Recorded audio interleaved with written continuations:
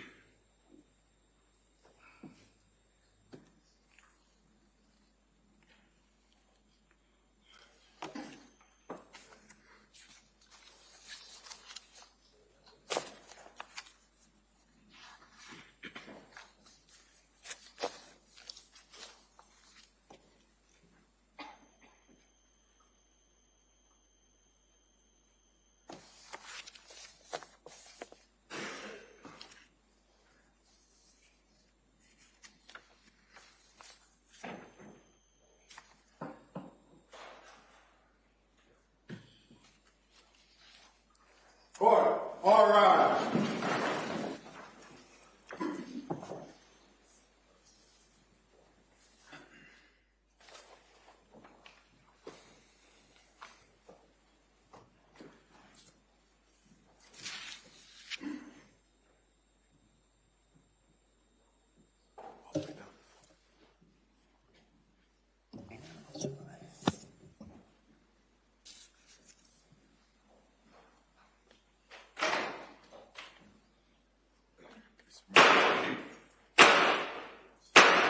Hear ye, hear ye, all persons having anything to do before the Honorable William Sullivan, Justice of the Superior Court now sitting in Plymouth, within and for the Commonwealth. Draw near, give your attendance, and you shall be heard. God save the Commonwealth of Massachusetts. This court is now in session. Please be seated. Good morning, Your Honor. May I proceed? Yes, please. Your Honor, before the court today, we have the jury trial in the matter of Commonwealth versus Lindsay Clancy. Ms. Clancy is present. She is represented by Attorney Kevin Reddington, and the Commonwealth is represented by Assistant District Attorney Jennifer Sprague and Assistant District Attorney Shannon Buckingham.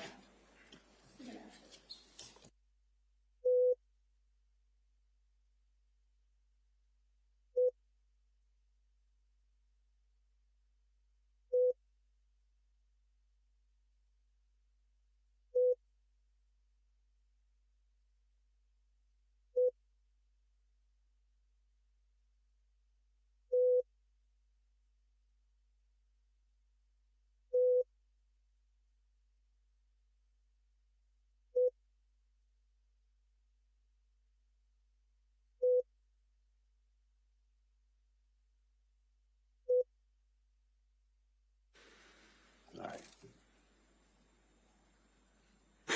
Nice. All right. Thank you, everyone. I'm sorry, that's the technology that we have here. I apologize. Before we get going, I want to ask you just a couple of questions to make sure that everyone was able to follow my instructions from last week. And so the first question would be, has any member of the jury read, seen, or heard, or overheard anything about any aspect of this case that would affect your ability to be fair and impartial as a juror? All right. All answered no in the negative. Number three, the last question I just want to ask you, is there any other serious matter or concern bearing on your service as a juror in this case that anybody needs to bring to my attention? All right. Very good. Thank you again for following those instructions. And Madam Clerk? Ladies and gentlemen of the jury, please stand and raise your right hand. Do each of you solemnly swear that you shall well and truly try the issues between the Commonwealth and the defendant at the bar according to your evidence, so help you God? I do. Thank you. You may be seated. Members of the jury, hearken to these indictments. On docket number 2383 CR 00198, offense 001 on the charge of murder, the jurors for the Commonwealth of Massachusetts on their oath present that Lindsay M. Clancy of Duxbury in the County of Plymouth, on or about January 24, 2023, at Duxbury in the County of Plymouth, did assault and beat Cora Clancy, intend to murder her, and by such assault and beating did kill and murder said Cora Clancy.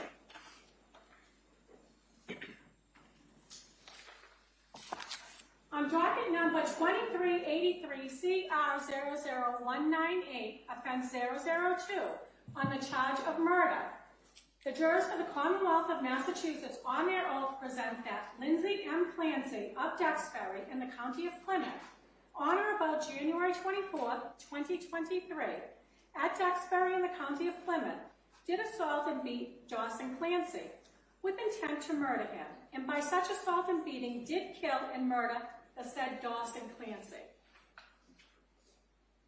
On docket number 2383 CR 0019, offense 003, charge of murder, the jurors for the Commonwealth of Massachusetts on their oath present that Lindsay M. Clancy of Duxbury, Plymouth, on or about January 24, 2023, at Duxbury in the County of Plymouth, did assault and beat Callan Clancy, intend to murder him, and by such assault and beating did kill and murder the said Callan Clancy.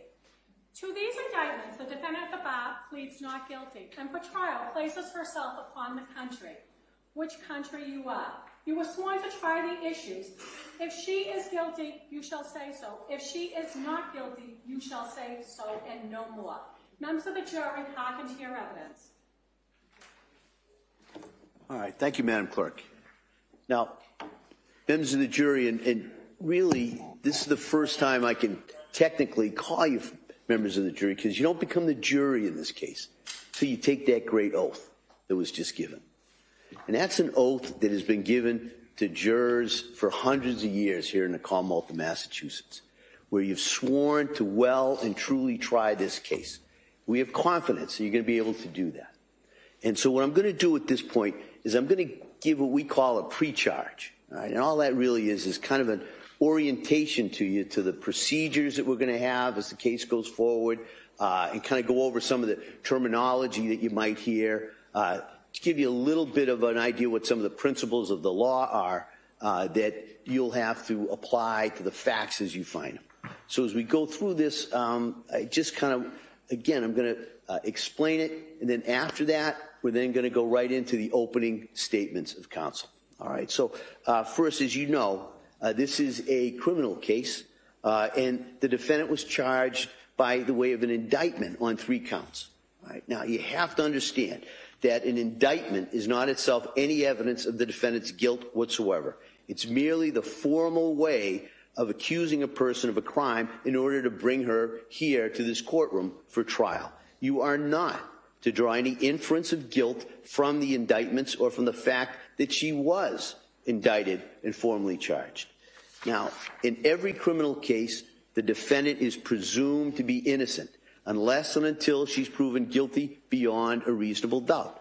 The law requires the Commonwealth, that is the prosecution, to prove that the defendant is guilty beyond a reasonable doubt.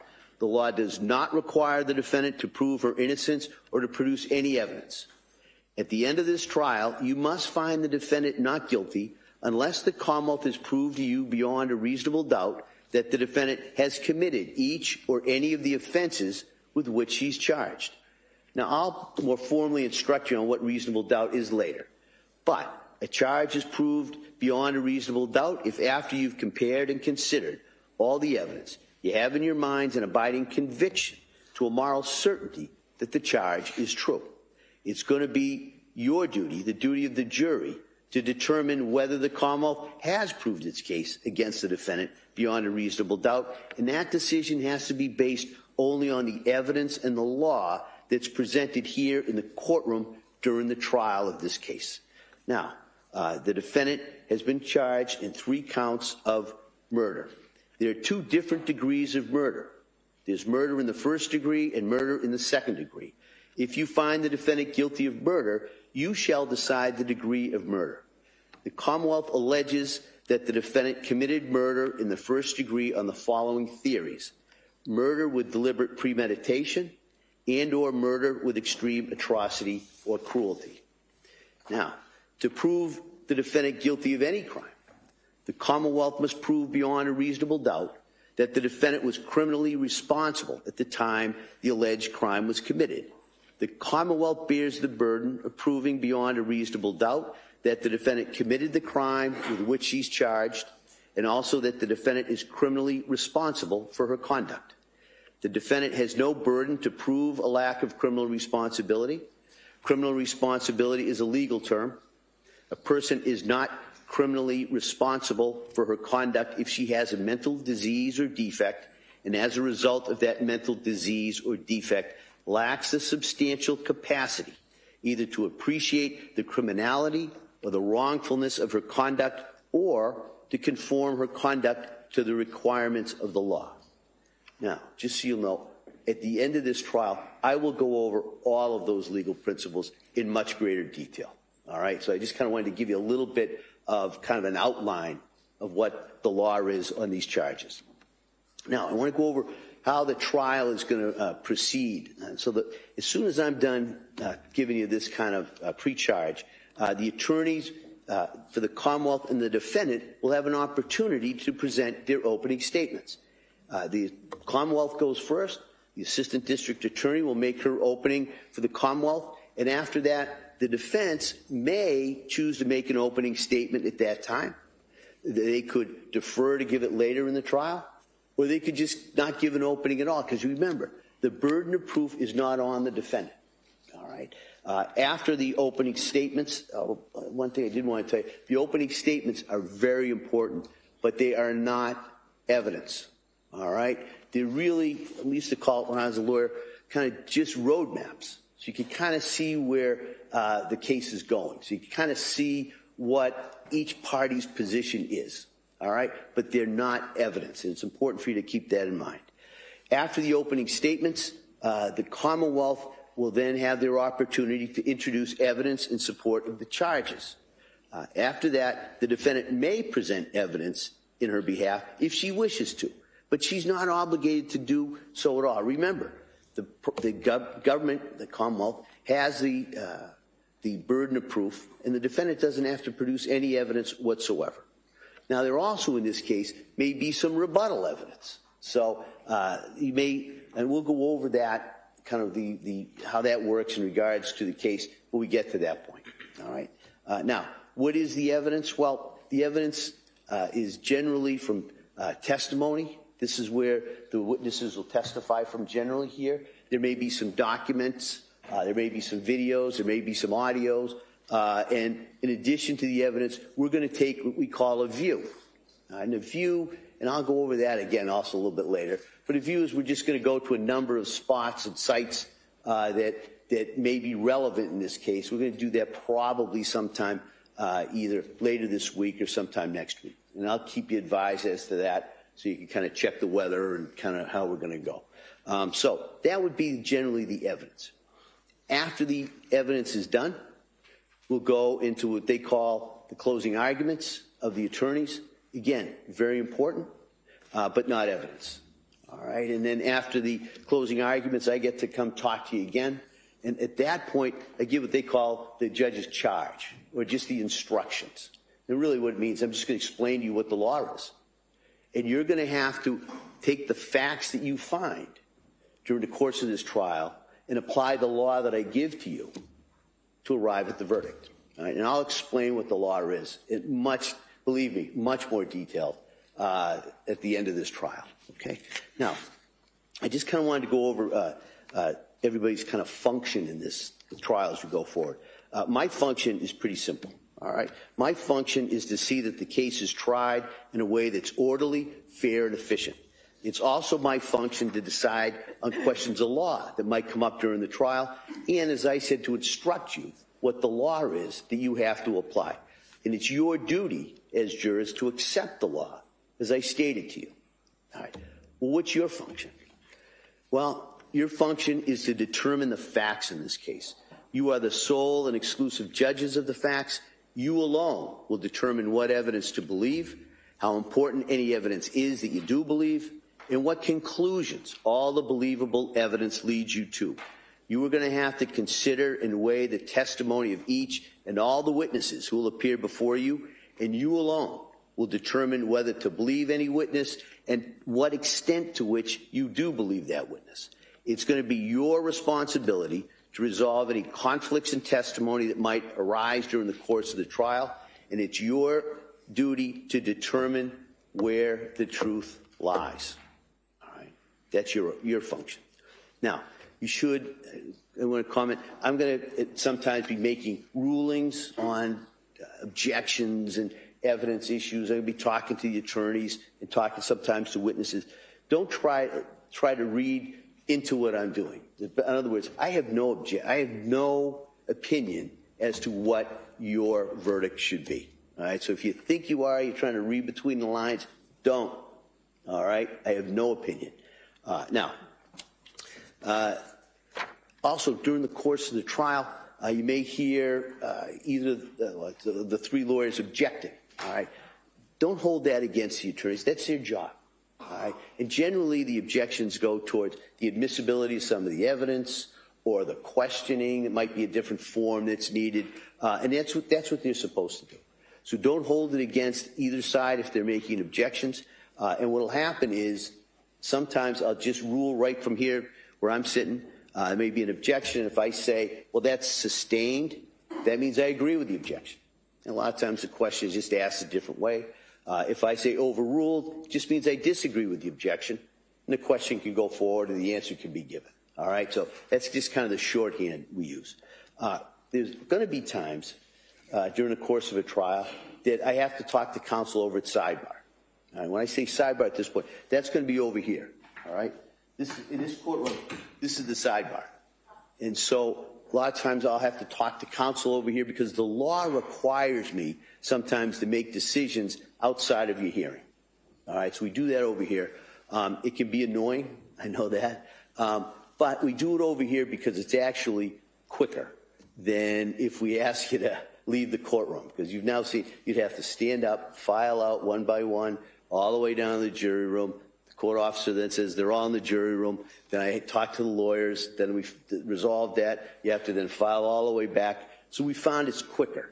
And so a lot of times those things really move a case along. So I apologize if we're doing them, but that's the reason we do it. And that's the reason why we do it in the courtroom.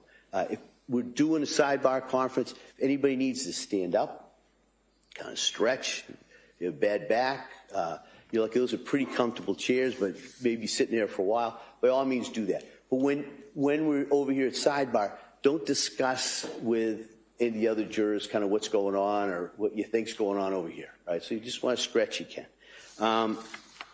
Now, if during the course of this trial, anybody needs to communicate with me about anything, just let the court officer know, and they'll let me know, and I'll talk to the attorneys who will deal with any of your concerns or any issues. Now, until this case is submitted to you after my final instructions, you must not discuss it with anyone, even your fellow jurors or your family, friends, or employees. All right, so it's important that you keep an open mind and not decide this case in any way until the entire case has been submitted to you. All right, and that sounds easy at this point because you haven't heard anything. But as the case gets going, it gets harder and harder sometimes, even in the jury room. You can't start deliberating until you hear all the evidence. You can't start talking about it until you hear all the evidence, until you know the law that you got to apply. All right? We're going to allow you, as the case goes forward, to take notes. All right? And so anybody who wants to take notes, you can. You don't have to. Some people find it helpful to remember. Some people find it distracting. So that's just it's up to you. That's your option. All right. You should know that those notes are your notes. By that I mean we can't let you take them home, but at the end of each day they're collected. They're put in a secure place. Nobody reads them. I don't read them. The attorneys don't read them. Nobody reads them. At the end of the trial, they're destroyed. Okay? But just some people, if you want to do it, we'll hand those out in a couple of minutes. Now, I want to just kind of go over just some cautions as we're getting ready to start this trial. All right? First is, as I said already, please keep an open mind. Don't form any judgments or conclusions or views as to any aspect of this case. You haven't heard all the evidence, and you must keep an open mind throughout this case and until the case is given to you in your deliberations. 2, as I said, don't talk about this case, about any aspect of the case, with family, friends, acquaintances, or anybody like that. 3, don't talk to any of the witnesses or parties or attorneys involved in this case. They've been instructed not to talk to you. We really want you to be comfortable, all right? And so if you do pass by one of the people involved in the case, if they go by you and don't say anything to you, don't hold it against them. Don't think they're not being respectful. They're following my instructions. We just want you to be comfortable throughout the course of this trial. Now, another caution is during the time that you serve on this jury, there may be reports about this case in newspapers or social media or on the television. You may be tempted to look or listen. Don't do it. All right? My instruction to you is do not read anything about this case. Don't listen to anything about this case. If something comes on, turn it off. Or if somebody starts talking about it, just say you can't talk about it. And you can blame me. That's my instruction. All right? Now, sometimes during the course of a trial, evidence is presented that produces an emotional reaction. And that might happen in this case. But as jurors who have taken the oath to follow the law, I'm instructing you that the law says you must separate any emotional reaction on your part from the informational value and weight of the evidence. You must find the facts in this case based only on the evidence. All right, I may go into that a little bit later, but I just kind of wanted to remind you of that in regards to that. Don't do any research on this case. All right. If you have any questions about things as you go forward, you're not to do any independent research. You've got, as I said before, we've got 3 very, very experienced lawyers. They'll get you the information that you're going to need to come to the right verdict. All right? You can't do any research. The other thing is don't visit the scene of any place that's described during the course of the testimony. So no field trips. All right? As I said, we very well may be taking a view or to go see some of these places later on in the trial, but that's the only time you should be there.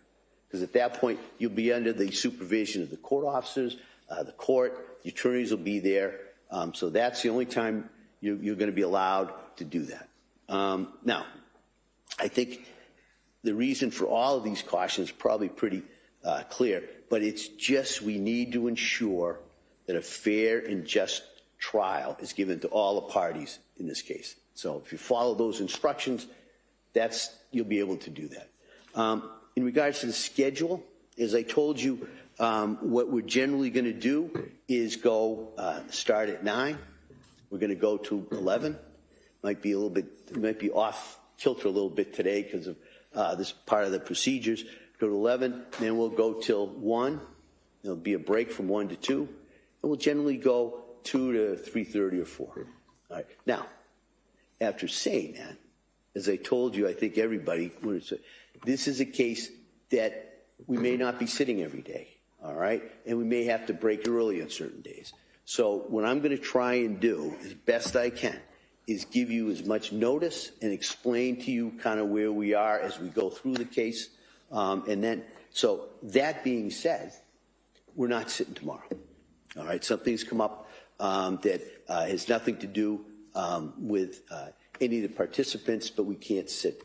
So the thought would be we'll hopefully go most of the day today, and then Wednesday, Thursday, Friday. All right, as the week goes on, then I'll address you about how it looks for the next week. All right, and we'll try as best we can to keep you, up to date in regards to the schedule and also the progress that we're making on this case. All right, so that's pretty much what I wanted to address you in this pre-charge. These instructions are very preliminary. They're intended, as I said, just to acquaint you with the procedure and the framework of how this case is going to go forward. I'm going to talk to you later on in the trial in a much more detailed explanation of what the law is and what your obligations are. But I know that you're going to try this case according to the oath that we talked about that you took as jurors, where you promised you would well and truly try the issues between the defendant and the Commonwealth according to the evidence in the law. If you follow that oath and try this case without fear or prejudice or bias or sympathy, you'll arrive at a true and just verdict. I'm confident of that. And also, have confidence in yourself.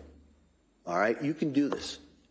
The lawyers and I asked a number of questions, and we all decided and chose that you would be the people who could make this decision. So everyone has confidence in you. You should have confidence in yourself in regards to sitting on this jury and delivering the just verdict on this. So at this point, I'm going to now see if the Commonwealth is prepared to give their opening statements. Commonwealth? Ms. Buckingham? Sorry. Thank you, Your Honor.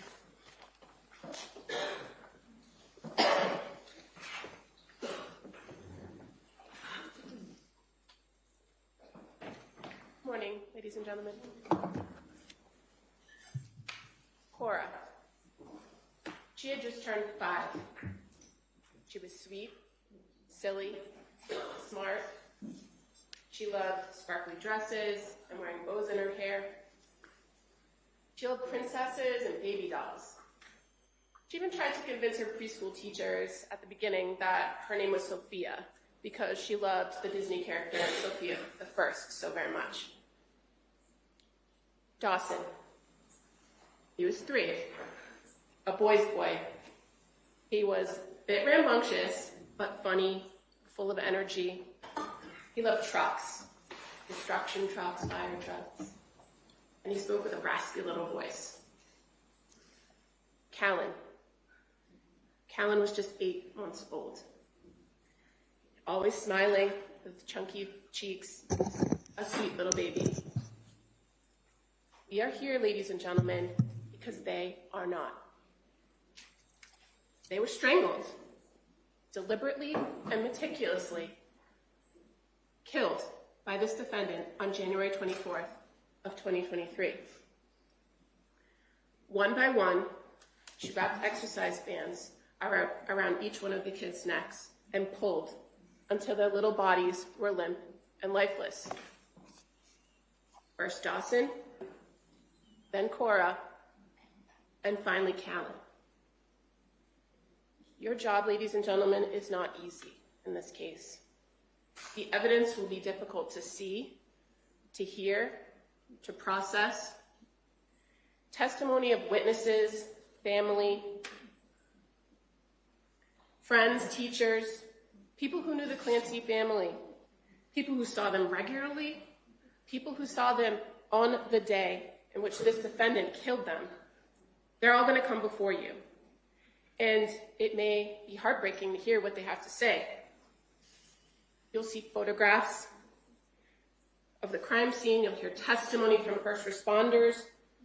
They're going to tell you about what they discovered when they came into the Clancy home at 47 Summer Street in Duxbury on January 24th. You'll hear evidence about the defendant during that time period, observations of her physical appearance, her demeanor. You'll hear testimony about what she was reporting to her friends and family and doctors during this time period. The list of witnesses is quite long. Law enforcement, firefighters, friends, family, teachers, crime scene investigators, forensic scientists, toxicologists, medical examiners, experts. We expect over the next few weeks that you will be able to, or will be able to present to you a clear picture of what was occurring in the Clancy household on January 24th of 2023. We ask that you keep an open mind when you're hearing this evidence, and during the course of the trial, don't forget that you use your common sense and your life experience. Those are things that you bring as jurors to the courtroom every day, and it's what's going to take you into the deliberation room at the end of this trial. So what happened? On January 24th, 2023, it had recently snowed. It was in fact a Tuesday. Tuesdays were days that Cora and Dawson usually went to preschool. They attended the Learning Sprouts preschool in Duxbury, but they didn't attend on Tuesdays, so on this day, they were home. On this particular day, Cora, who had just turned 5, had an appointment at the doctor's, an annual checkup, and so the defendant brought her first thing in the morning to the doctor's. Defendant's husband, Patrick Clancy, was home and he was caring for Callan and Dawson while defendant took Cora to the doctor. Pretty normal. You'll hear and see that Patrick and the defendant exchanged text messages that morning. Patrick sends a photo of Dawson, who had just dressed himself that day and he was jumping for joy. And he sends that text to the defendant while she's at the doctor. And while at the doctor, the defendant sends a text of Cora in her little Johnny and mask to Patrick. When the defendant and Cora returned home that morning, Patrick went downstairs to his basement office to do work, same as he had normally done on any other day since returning from paternity leave. And then the defendant was charged with caring for the kids for the rest of the day.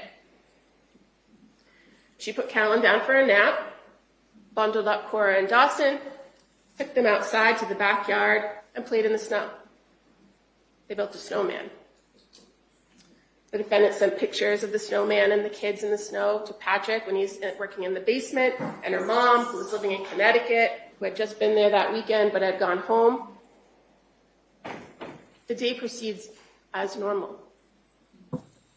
You'll hear Patrick describe it as a good day, actually. In the late afternoon, around 4 p.m., the defendant searched on her phone for kids' Miralax. She searched takeout for UV, and she opened the Apple Maps on her phone and searched the route that it would take to get from their house to the 3V restaurant in Plymouth. She searched how much time and how far it was. Now, this restaurant had been a place that the family had eaten before, but wasn't their normal takeout spot. She also called CVS and asked them about the kids' Pedialax or Miralax. And that's because at the doctor earlier that day, the doctor had recommended a laxative for Cora because she had some stomach issues. She had complained of an upset tummy at school the day before, you'll hear. She had some issues where she didn't like to go to the bathroom at school, a little bit embarrassed. So they suggested the Pedialax. So she calls CVS and she confirms that they actually have it at their local CVS in Kingston. Then she sends a text to Patrick and asks if he wants to get takeout, if 3V is okay. She didn't feel like cooking dinner. It was a long day. He says, sure. She calls in the order.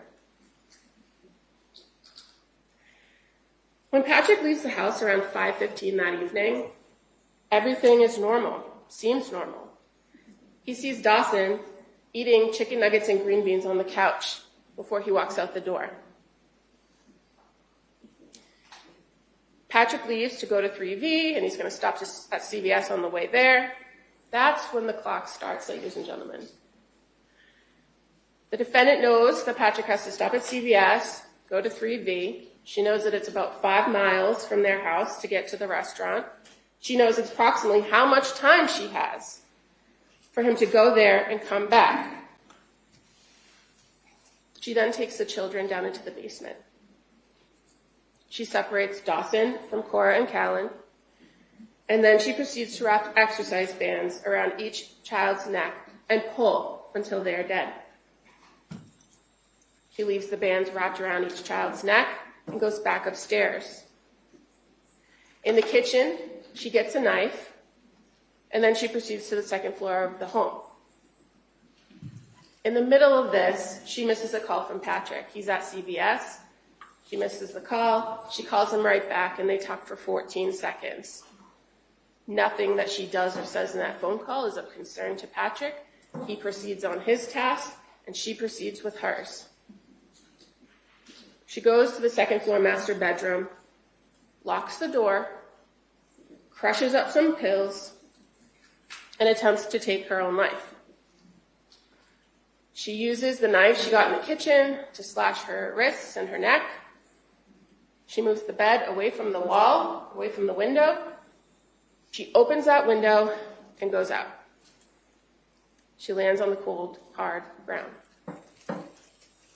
Shortly thereafter, around 6 p.m., Patrick comes home. He's got the takeout bag and the CVS bag with the medicine. He enters into the house through the mudroom door into the kitchen area, places the bags down. It's eerily quiet. He calls to the kids, no answer. He calls to the defendant, no answer. He takes out his phone and dials the number for Lindsay's phone, defendant's phone, no answer. He then goes upstairs and finds the master bedroom door locked. He opens it and enters the room, sees blood and the window open. He then goes to the backyard, and that's where he finds the defendant. She's on the ground outside that window, moaning and mumbling. At 6:11 p.m., he calls 911 for help. First responders arrive to the home almost immediately. He's still on the phone with 911 when the responders arrive, and they go right to the backyard and tend immediately to the defendant. While they're with the defendant, Patrick tells the first responders, I need to find my kids.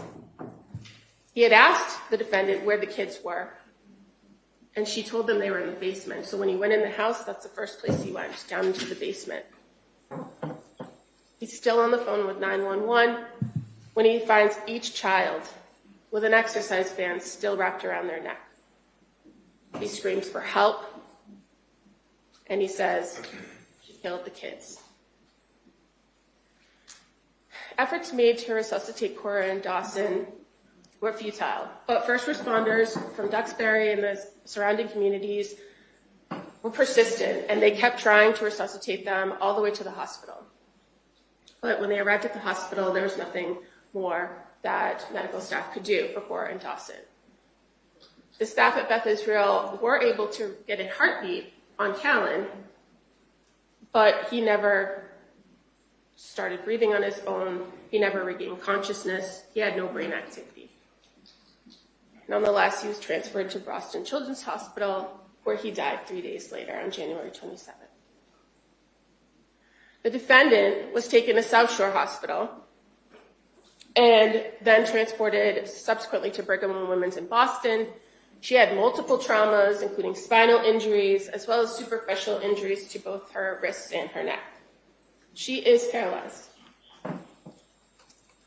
We expect during the course of this trial that you'll hear the defendant made claims that either right after Patrick left the house or after he called her from the CVS, depending on which version of the events she's telling, she heard a voice, a male voice, a voice that she had never heard before, a voice that she never heard again.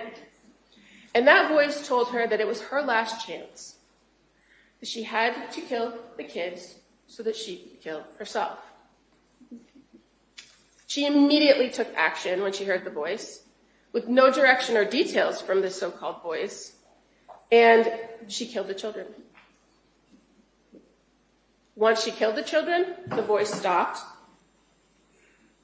When you consider this information in the course of the trial, ladies and gentlemen, I ask that you consider the source, the timing, the substance of her statements about this voice. You're also going to hear from, or you may hear from, forensic psychologists and psychiatrists who talk about what's called command hallucinations and voices that people hear before they do something. And when you hear that testimony, I ask that you keep in mind the details of what she's saying the voice told her and the details of when this voice spoke to her. Another important thing to remember throughout the course of this trial is that this is not a case about the Lindsay Clancy that sits before you today. This case is about the Lindsay Clancy on January 24th, 2023, at the time of the crimes. This was not a woman in the throes of psychosis on January 24th, 2023. This was a woman who acted intentionally, rationally, and swiftly to accomplish a very specific goal: to kill. You'll see and hear evidence about all the things that she did that day, what she did in the days leading up to this incident, leading to the murders. You'll hear her spending time with her family and friends. You'll hear her appearing to be in good spirits and doing better for all intents and purposes.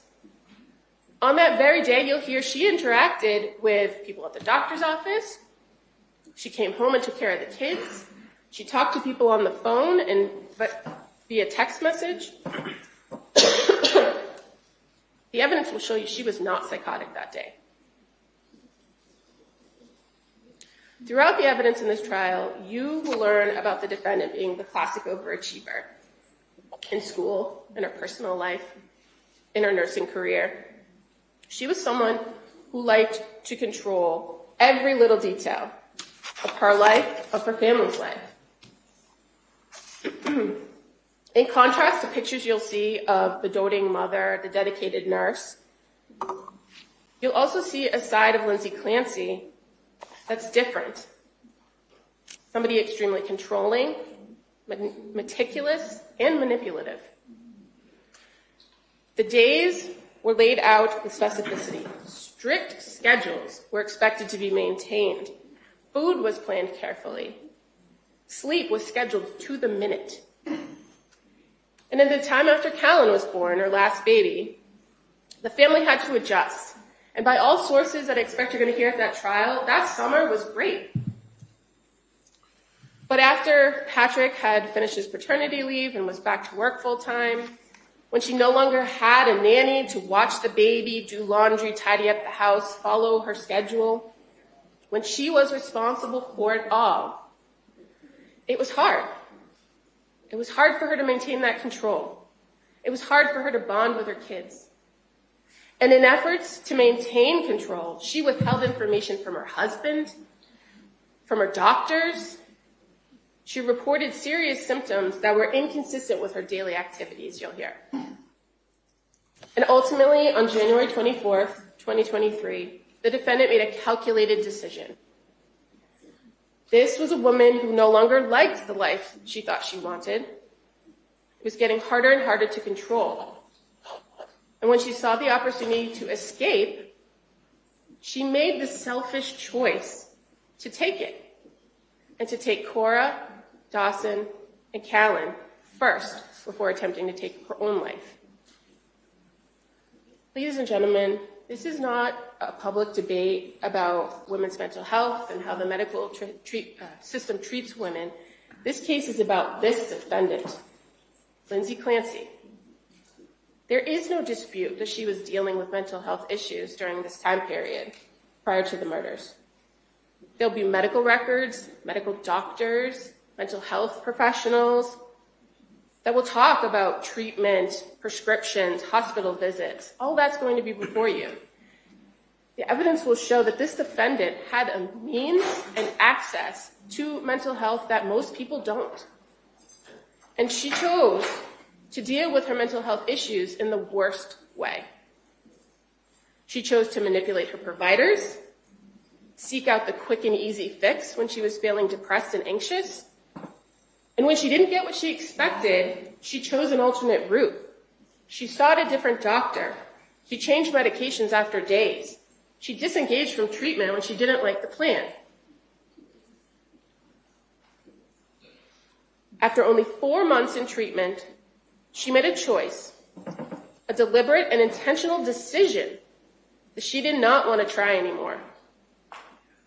And because no one could take care of her kids the way she wanted them to, she had to take them with her.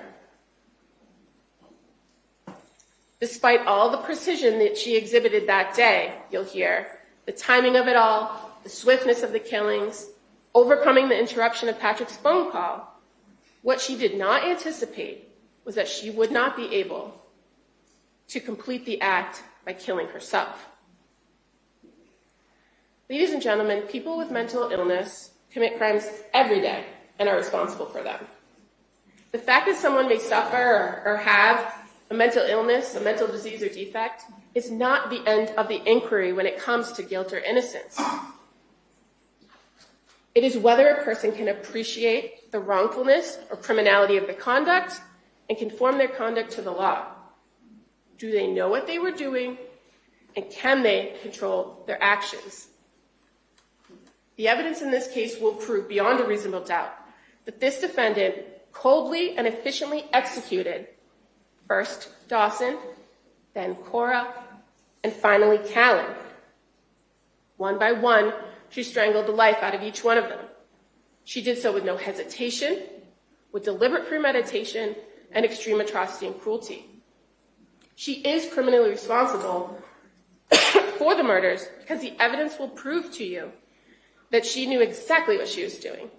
She drew her husband out of the house, their father, so that she had the opportunity and the time to carry out these murders. She maintained the ability to control her conduct, conform her conduct, when she attempted to kill herself to escape the consequences. At the conclusion of this case, we're going to come back and we're going to ask that you return guilty of the murders of Cora Clancy, Dawson Clancy, and Callan Clancy because the defendant committed those crimes. All right, thank you, counsel. Mr. Reddington, do you wish to give an opening? I do.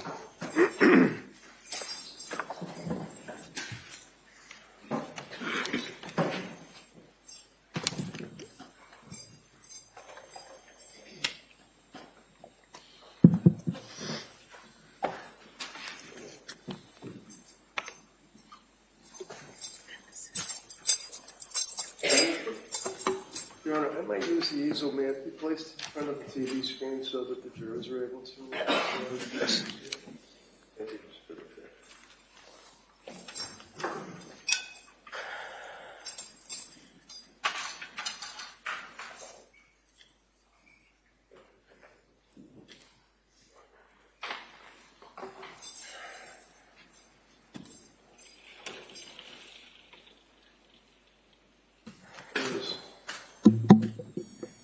You know, normally,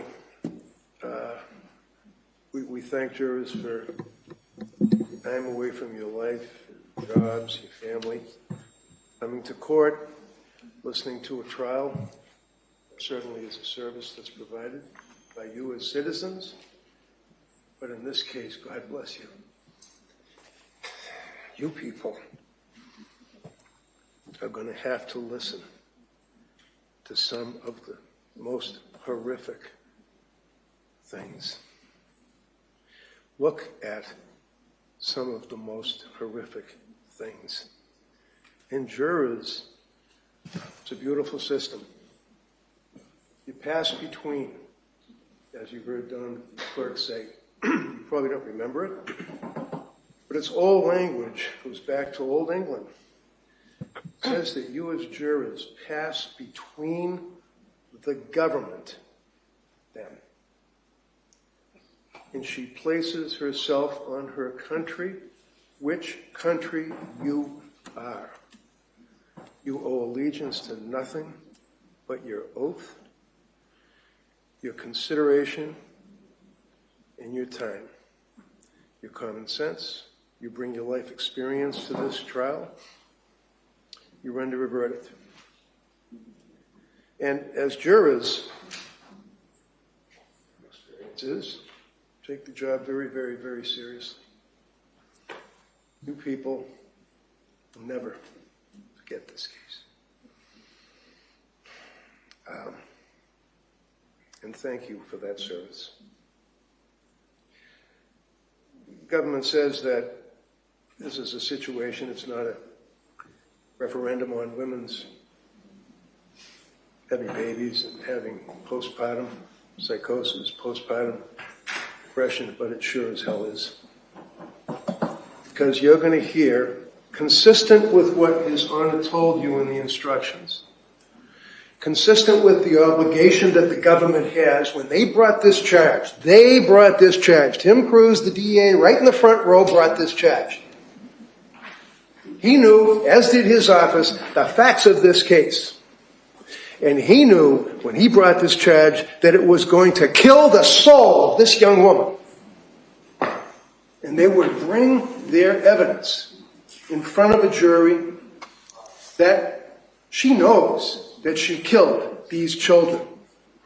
We'll sit here, listen to their evidence, but I suggest to you that the issue for consideration is what was going on in that woman's mind.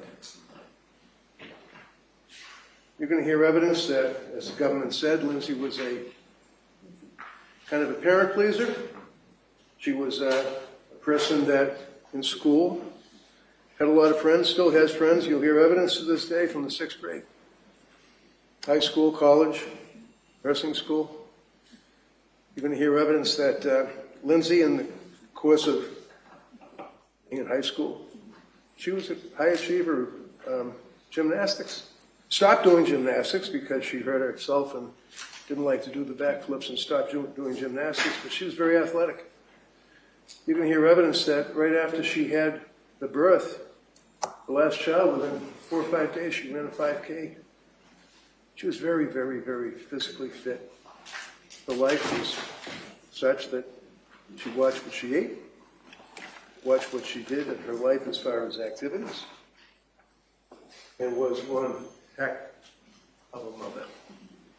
She loved her children.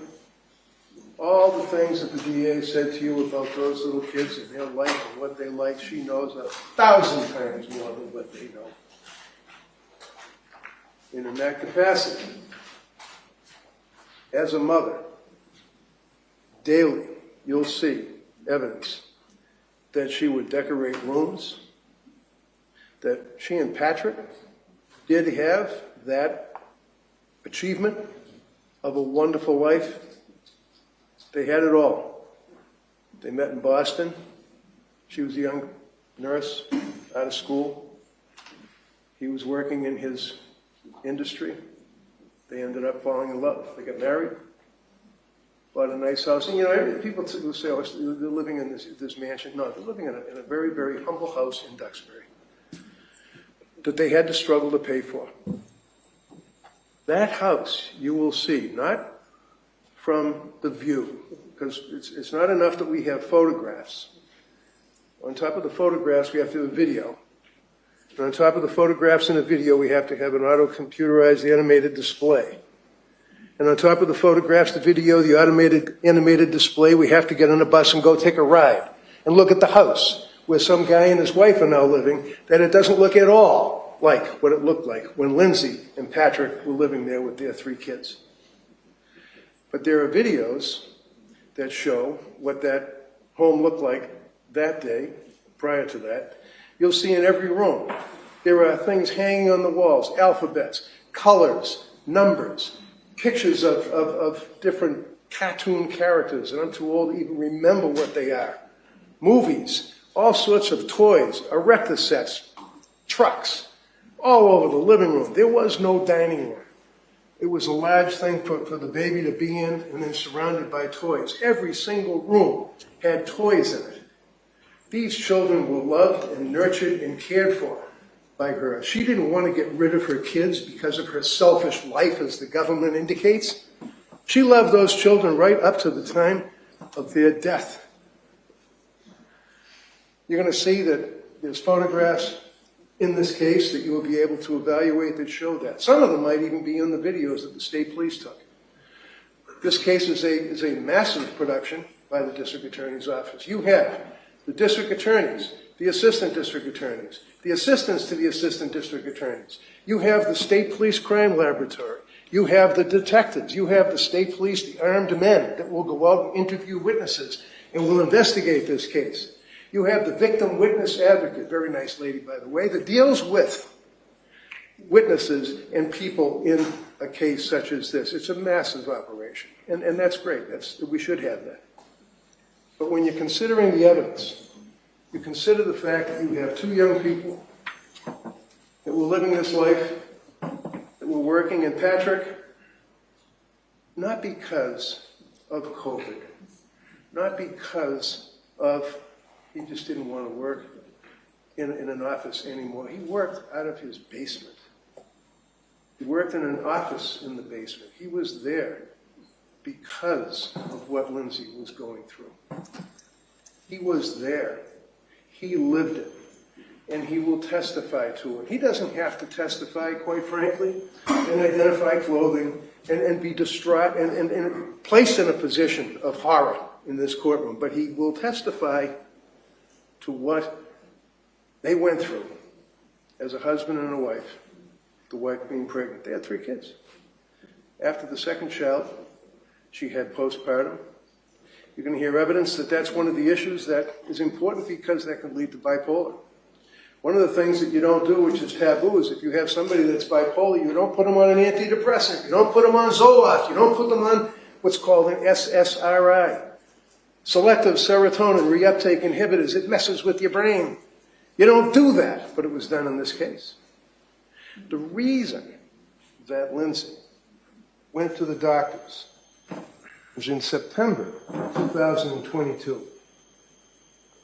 July and August of 2022, they were very happy. Lovely little family. September, things went sideways. And she looked for, and you heard the government saying, and remember what they say in their opening, and remember that when they prepare a case, and remember how they can point at different aspects of a case that show guilt, that show that somebody's conniving. In this case, how many times we heard she faked the suicide. Faked the suicide. Little cuts, dinky little cuts, scratches, you'll hear, stated in the opening statement, or time of the arraignment, that she asked for a lawyer. That's rich. You're going to hear evidence that she was in her bedroom after the horrific act in the basement, and that she was up in the bedroom, that she stood in front of a full-length mirror, that she took the knife that was in the kitchen that she had taken, and when she took the knife, she cut her throat in front of the mirror.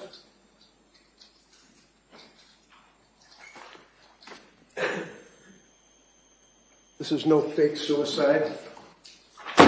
This is her when she was brought to the hospital. When she was in the hospital. That's what her appearance was at the South Shore Hospital.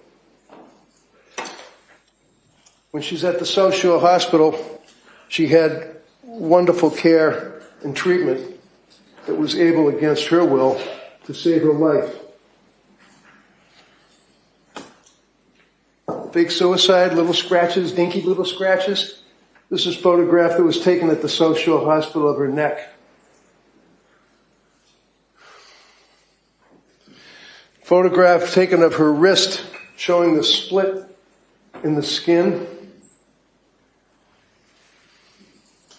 Photograph showing you'll see evidence of this, the bedroom floor next to the bed with the blood.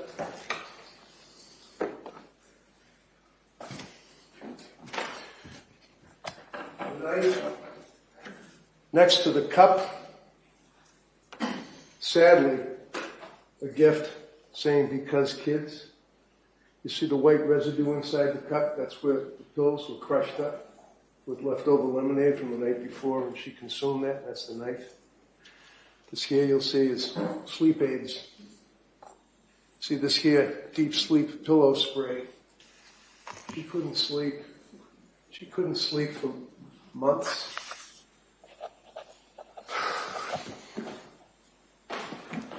More photographs of the injuries to her neck.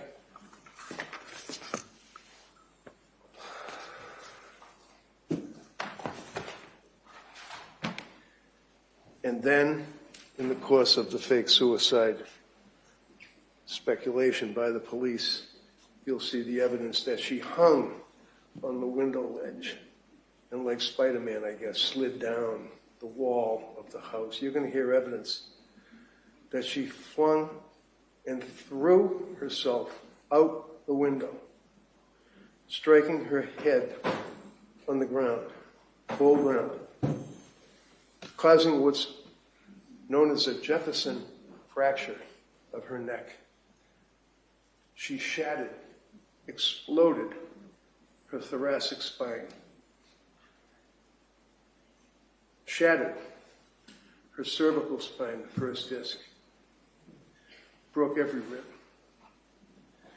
And the Jefferson fracture, you'll hear evidence, is not consistent with a fake suicide by any means. Jefferson fracture is consistent with Superman when he got thrown off the horse. It's consistent with people that have the tragedy where they dive into a swimming pool, as a result of which they get that fracture in their neck and they're paralyzed. She's paralyzed. She's not going to get up miraculously and walk out of this courtroom.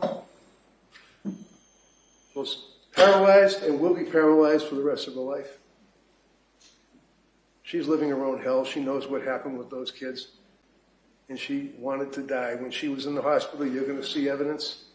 The Brigham and Women's Hospital, when they transferred her from South Shore Hospital, air flight into Brigham and Women's Hospital, and she was then given the emergency room, the emergency treatment at the Brigham and Women's Hospital. You couldn't move in that room. There was so much equipment, so many wires, so many breathing tubes, so many machines, humming, banging, clicking, and she's spread out like she's crucified on the bed while she's being treated in that room, surrounded by armed police officers. Out in the hallway, guarding the hallway against what? Anyone could guess. Guarding the hallway, guarding the room, guarding the bed, standing there. She's handcuffed to the bed. She goes to the South Shore Hospital.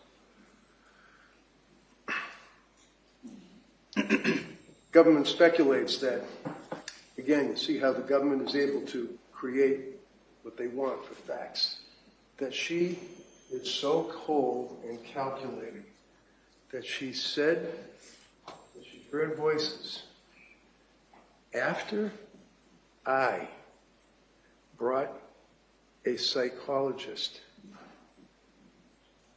Dr. Zeisel, into that room to see her. I had to move heaven and earth. You'll hear evidence that they wouldn't even let her have visitors. She couldn't even see her family for over a week. The cops wouldn't let anybody near her. That room was an armed camp. I had to move heaven and earth and practically get a court order to be able to get in there and see her while she's laying in the bed. And they suggest, and will suggest, that she said, I heard voices, I heard command hallucinations telling me to kill the kids and then kill myself, after she talked to Paul Zeisel as if he was telling her what to say because I'm the lawyer and I brought him into that hospital. You're going to hear evidence that Paul Zeisel is one of the most respected psychologists. You're going to hear evidence that he was embedded with the military in Afghanistan for years. You're going to hear evidence that he works for the government when there's a shooting involving the FBI, the CIA, or any of those alphabet soup cops. He's involved out interviewing these people for post-traumatic stress. I knew that he was the man to talk to this young woman in the hospital. When I finally was able to get into that room, into that hospital, he was with me. He did not tell her command voices. He, as a human being, gave her a cell phone so she could call Patrick. But you know what? You're going to hear evidence from a woman who works at Brigham and Women's Hospital. Saw Lindsay as soon as she came out of her coma. She is a woman that works with the religious services in that hospital. And the first thing that Lindsay wanted to know is, where's my family? And then she told her about what happened and told her about the command voices. And this is well before she ever met me or Paul Zeisel. So you have to keep focused on the evidence because it's so easy to manipulate. There's no fake suicide. And there was no plan to fake her sickness. This is a young woman that, with her husband, tried very hard to get the help she needed. She went and saw a doctor by the name of, oh, by the way, remember in the opening, the government says she shopped around for doctors, I guess, that she wanted to get doctors to, I don't know, give her drugs or something. You can hear evidence that she went online and she looked for someone that was into neonatal or post-baby delivery because she knew that she was in trouble. She couldn't sleep. She had insomnia. It wasn't just, when you get up in the middle of the night because your phone's on. She couldn't sleep. She'd only get 2 hours a night, 3 hours a night if she's lucky, as time went on. In September, she went to see Dr. Tufts. Jennifer Tufts is the name of the doctor. Jennifer Tufts then gave her a prescription for Zoloft, which is an antidepressant. It's one of those SSRIs. She didn't take the Zoloft for a couple of weeks because she was breastfeeding. She was afraid to have the baby have anything to do with drugs, but ultimately couldn't do it any longer, took the Zoloft, and was spun out of control. Well, because you can hear evidence because she was bipolar. You don't give a bipolar person Zoloft, but she got it. You're going to see what the effect was that it had on her as that week went on, as that month drove on, and she couldn't sleep, and she was unable to emote, had no emotions, had no feelings, was unable to really react to anything, but had to take care of the kids. And as the government says, well, she was able to talk to people. She was able to talk to neighbors. Sure, you're going to hear because they don't call them. We're going to call them. People that knew Lindsay as a mother. People that knew Lindsay. Teachers of those kids will indicate what kind of a mother she was. As will neighbors. As will friends. As will people that saw her during that period of time. And you're going to hear evidence from Patrick as to the effect that this sickness had on her.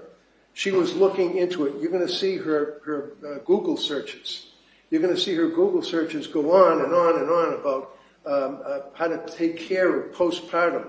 What type of drugs? Can you become addicted to benzodiazepines? What about, is it possible to have a treatment, a ketamine treatment?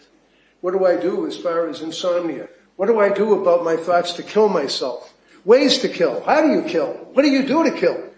Government lashes onto that. Oh my God, she's looking up ways to kill. Let's make that a basis of our prosecution on this case. This is not a righteous prosecution. They're looking for every single piece of evidence that they can to show some ridiculous concept that she wanted to kill her beautiful kids because she didn't want to be a mother anymore. This is a woman that was a nurse. She worked for one of the best hospitals in the country. She was in a labor delivery. You're going to hear from labor and delivery nurses that will tell you how dedicated she was. Cora was named after the very, very first baby that she delivered as a nurse in the hospital. That's where the name Cora came from. Cora was named after her first delivery. This is a woman who did nothing in her life but dedicate her life to helping people and be a good person and a good nurse and a great mother. And as time went on, looking like anyone else would, please help me. That's what it's all about. Give me help. And people consider, well, the government will say, God, she was able to talk to people. She wasn't drooling. She wasn't putting tin foil inside of a hat when she was going to the schools. No, she was able to talk to people. We actually have, we meaning the government, we have video of her and Patrick and the kids at the Museum of Science. And they were actually having a good time. We also have video that shows them down at the Cape Cod, down the Cape, with the kids. And they're in bathing suits. I guess she was fine. She put on a pretty good face. So what does she do? She goes to see.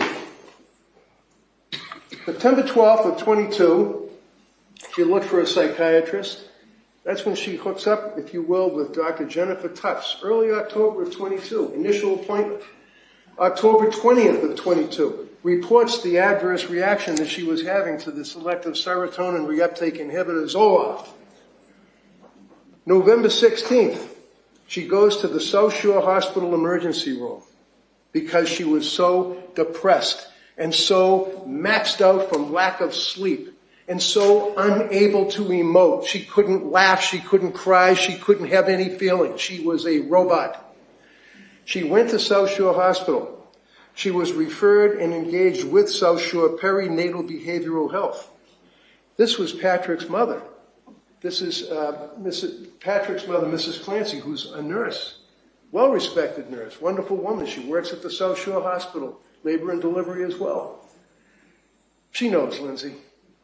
And she told Lindsay, you got to go to this outfit here, which was the South Shore Perinatal Behavioral Health. She didn't look them up because she wanted to get drugs. She was referred by her mother-in-law, who's a nurse. She went to see these people, November 21st of 22. When she was engaged at the South Shore Perinatal Behavioral Health, she's going on one drug to the next to the next. The drugs that she was prescribed, you see here, and you'll hear evidence that, first off, Jennifer Tufts, September 15th, 22, sertraline, that's the Zoloft. Then lorazepam, October 21st, Jennifer Tufts. Then hydroxyzine, Jennifer Tufts. Lorapazan, Jennifer Tufts. Buspirone, Jennifer Tufts. Lorazepam, increase, Jennifer Tufts. Buspirone, increase from 1 milligram to 5 milligrams, Jennifer Tufts. Trazodone, from another individual. Fluoxetine, 10 milligrams from another person named Julie Paul. Julie Paul worked at the South Shore Hospital when she went there to go to try to get some help from South Shore Perinatal Behavioral Health. More medications, spiraling, continuing on, down. Pat lived this, and he will testify to what they went through. At this point, at the end of November, around Thanksgiving, she's reporting disassociation and confusion. They put her on Remeron. This is around Thanksgiving. Things were so bad at this point that her mother and father came up from Connecticut and lived with them to take care of the kids, to help, because she was walking around absolutely a zombie. She would rock on the sofa, crying hysterically, banging her head into the pillow of the sofa. Patrick will tell you what he observed with her. She dealt with her parents. Her parents were there to try to help. Is this someone that's faking because she doesn't want to be a mother anymore? The parents were there. Mother and father, wonderful people. Mother's retired. Dad took pictures of high school kids for yearbooks. They did what they could. Coming into December, after Thanksgiving, and they went, by the way, during the holidays, down to Connecticut at one point to visit with the family. But December 4th, she calls a suicide hotline seeking help. December 5th, she's evaluated by what's known as the Aspire Crisis Team. You'll hear evidence about that. December 6th, the next day, they have an appointment with Nurse Gelada. Now, Nurse Gelada comes into this action because, again, not looking for more doctors. Paul retired or left or went to another job. So all of a sudden, Nurse Paul, who was treating her and prescribing meds, leaves. Here's Nurse Gelada. She's now going to be your person you deal with. That's all. She wasn't looking for some other doctors to get additional medication. She now is dealing with Gelada. They have an appointment with Nurse Gelada. And Pat goes with her because he was so upset and says to Gelada, you'll hear evidence, do you think possibly that she's over-medicated? Do you think somebody screwed up? And she says, it's possible. And then she puts her on more medication. She puts her on, December of 2022, you're going to see that Nurse Gelada, who is now on this chart, is in blue. Nurse Gelada puts her on quietapine, 25 milligrams, November 30th. December 6th, diazepam, 5. December 7th, diazepam. December 7th, quietapine. December 9th, diazepam, 5. December 13th, diazepam. And then she goes back to Jennifer Tufts because they just couldn't handle dealing with Rebecca Gelada because she wanted to wean off the drugs. Gelada told her to stay the course. She ends up going through the December 19th, 21st, 22nd, dealing with quietapine, 300 milligrams of quietapine. Now, what happens is they then suggest that what she has to do is go to Mass General Hospital. She goes to Mass General Hospital. At Mass General, they say, well, you can do like a day program, or you can go to this fantastic program down in Rhode Island called Women and Infants Program. So she goes to Women and Infants Program. She goes down for a day. She sits there in a group with other mothers, and they talk. And they look at her medication, and they say, you're going to see it in the medical records. We can't really help you as postpartum, and that's what they specialize in, because you've got medications that you're going to have to clear, because the medications can be affecting you. She was there for a day. One day. They never said anything. You're not suffering from postpartum. Postpartum, every one of these doctors and nurses knew that she was suffering from postpartum. And now it's turning into psychosis. Now as she goes through the period of time, in January 5, Aliyah Goodhart from McLean Hospital puts on trazodone, 50 milligrams, lorazepam, 1 milligram, leaving the hospital. She goes to that hospital on New Year's Eve. She and Patrick decide this is it. The two of them get in their car. Family takes care of the kids. She goes to the hospital. Now it's locked wards. She goes into the hospital. She's there for 4 days. During that period of time that she's there, she's in group. She doesn't see a doctor but once. There's no discussion of medications till the very end. You'll see the medical records. You can look at the medical records. You'll see that her daughter's birthday was coming up and she wanted to leave rather than the 5th on the 4th. This is not a discharge against medical advice. They cleared her. They said, yeah, fine, you're okay, good. Good luck, go home. She went home and she went to the birthday party. The government will have witnesses apparently to show that she was able to socialize, like, hi, how are you, at the trampoline where they had the birthday party for Cora. She's still living her nightmare. During this period of time, January 9th, back to Jennifer Tufts, puts her on diazepam. Jennifer Tufts kicks up the trazodone to 150 milligrams. January 13th, you've got Rebecca Gelada, puts her on diazepam. And by the way, when she was down at Rhode Island in the nurse and babies hospital, not a hospital, it was like a service, the people that were treating her for that one day reached out to Gelada to find out what's up with the medication, and Gelada never called them back. You're going to hear evidence, and it's in the medical records, that when she and Patrick called Gelada to say, I got to wean off this, She didn't want more drugs. She wanted off the drugs. Gelada says, stay the course. She's going on vacation. I'll see you in a week. Comes back in a week. You're going to see that now Jennifer Tufts puts her on diazepam 2 milligrams on January 16th. Amitriptyline 10 milligrams, January 16th. Diazepam and diazepam between Tufts and Gelada. The last script is diazepam 2 milligrams, January 23rd. During that period of time, you can see that on December 20th and 22nd, she was evaluated at the Women's and Infants Partial Hospitalization Program in Rhode Island. December 30th, she returned to Mass General Hospital Emergency Room. December 31st, that's after Mass General told her to go to the hospital, you can go to McLean. New Year's Eve, December 20th of 22, they were admitted to McLean Hospital for psychiatric treatment. January 6th of 23 was post-discharge follow-up appointment with Dr. Tufts. January 10, 16, and 23, appointment Dr. Tufts, Dr. Tufts, Dr. Tufts. Day before the killings, Dr. Tufts. These are the medications that she was on, that she had filled, that she took, that she didn't take, and apparently, according to the opening statement by the government, was manipulating the doctors, not telling the doctors. She told them that she was suicidal. She told them that she had suicidal ideation, and in December, to his and her ever dying regret, told Patrick in the presence of her mother that she was having psychosis, thoughts of hurting the children. This is a woman that did not get the medication, did not get the medical treatment that she so deserved. This is a woman that was suffering from psychosis at the time that she went down to that basement. She had no motive. She loved her children. She intended to kill herself. She didn't fake that. Threw herself out the window.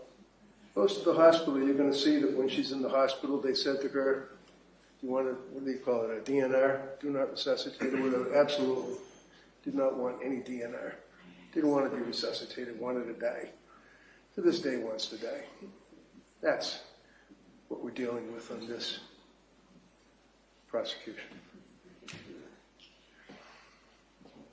So you're going to hear from witnesses. It's going to be emotional. And thank you for your service. Thank you, Judge. All right, members of the jury, we're going to take the morning recess at this time.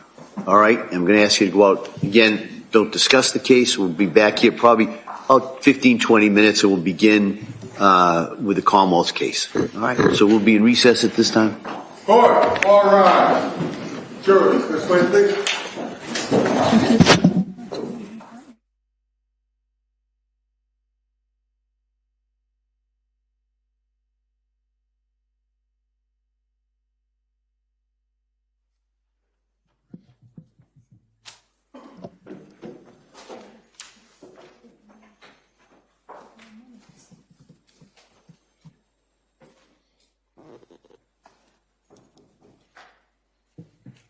All right, counsel, we need to discuss anything at this time? No. Your Honor. Okay. So we'll be in recess for about 20 minutes. Thank you. Thank you. Clear the courtroom, please. Thank you.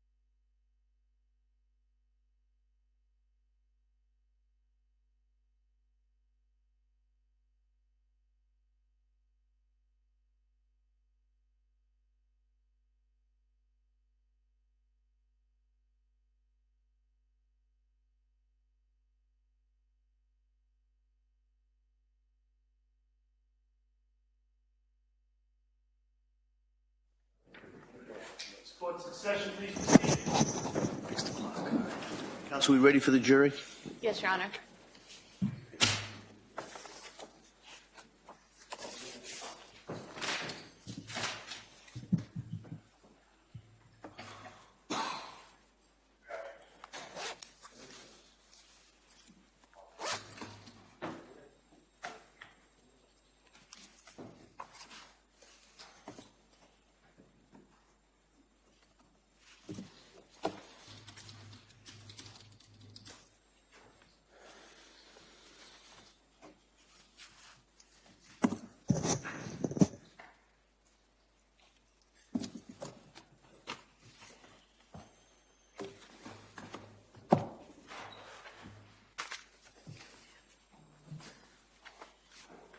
Court, all rise. Jurors enter.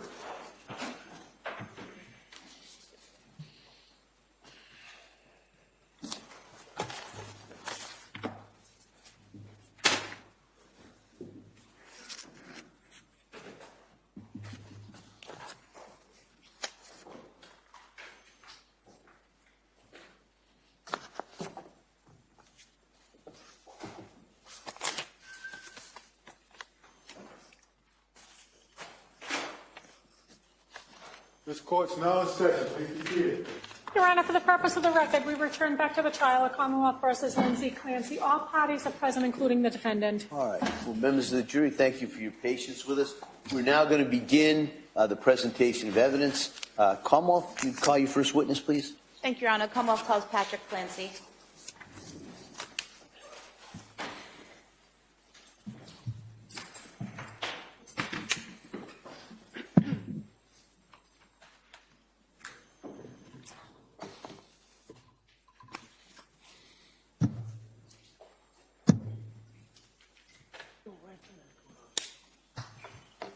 Good morning, sir.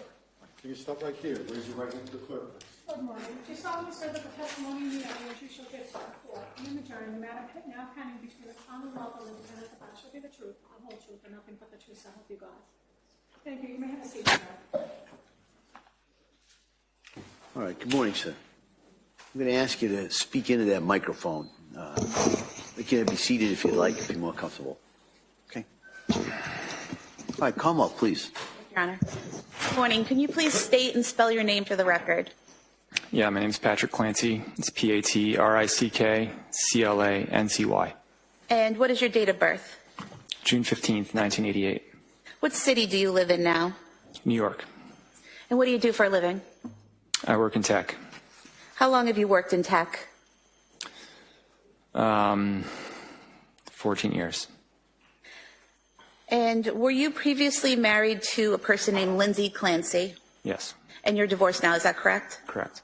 Do you see that person in the courtroom today? Yes. Could you point to them and describe something they're wearing? It's not necessary. She's wearing a pink shirt. Record will reflect the identification of the defendant. Thank you. Where did you meet the defendant?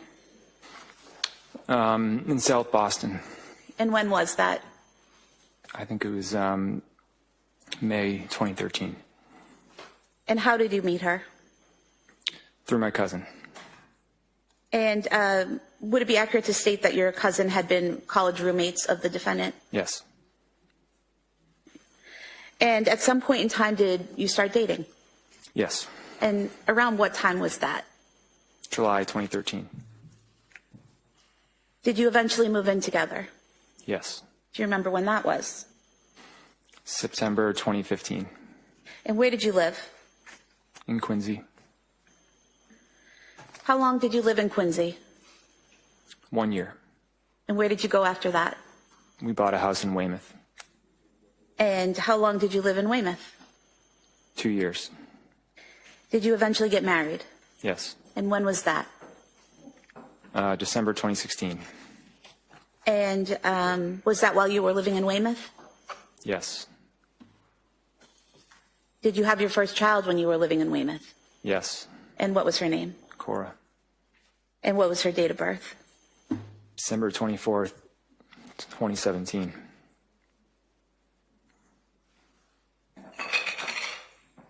Prior to getting married, did the defendant ever tell you she had taken psychiatric medication while in nursing school? Not that I recall. After having Cora, did the three of you move somewhere else? Yeah, we moved to Duxbury, And what was your address in Duxbury? 47 Summer Street. And do you recall when you moved there? I believe it was July 2018. And where were you working at that time? I was working for a startup called Automation Anywhere. At some point in time, did you start working for Microsoft? Yes, And when was that? May 2020. And when you worked for Microsoft, did you go to an office or did you work from home? I worked from home. And was that from 2020 onward that you worked from home? No, I started working from home in 2018. 2018, okay. So from 2018 up until, let's say, 2023, you were working from home, is that correct? Yes. And did you have an office in your home which you worked out of? Eventually, yeah. And where was that located? In the basement. And was that a finished basement? Yes.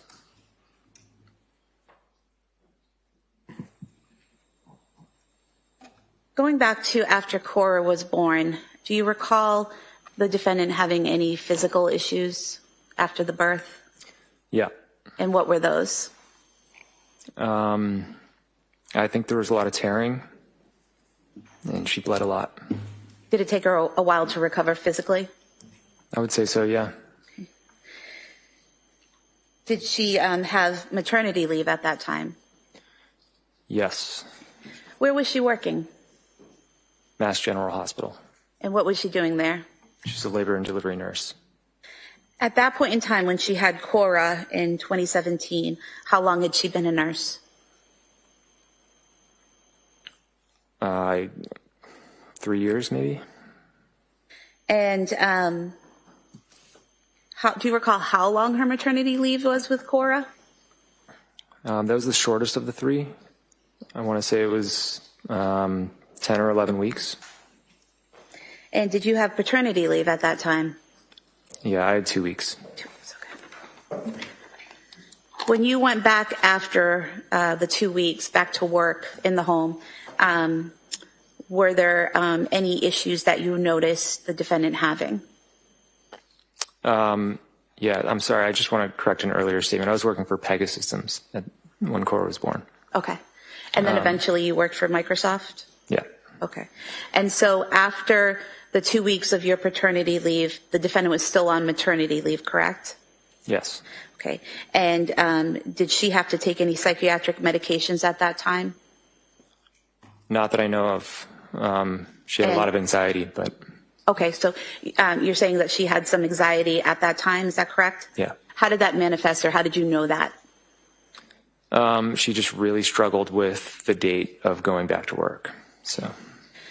So immediately after having Cora, as she healed physically, what was her mood like when you're both on leave? It was great. It was good. Good, okay. I mean, relatively, yeah.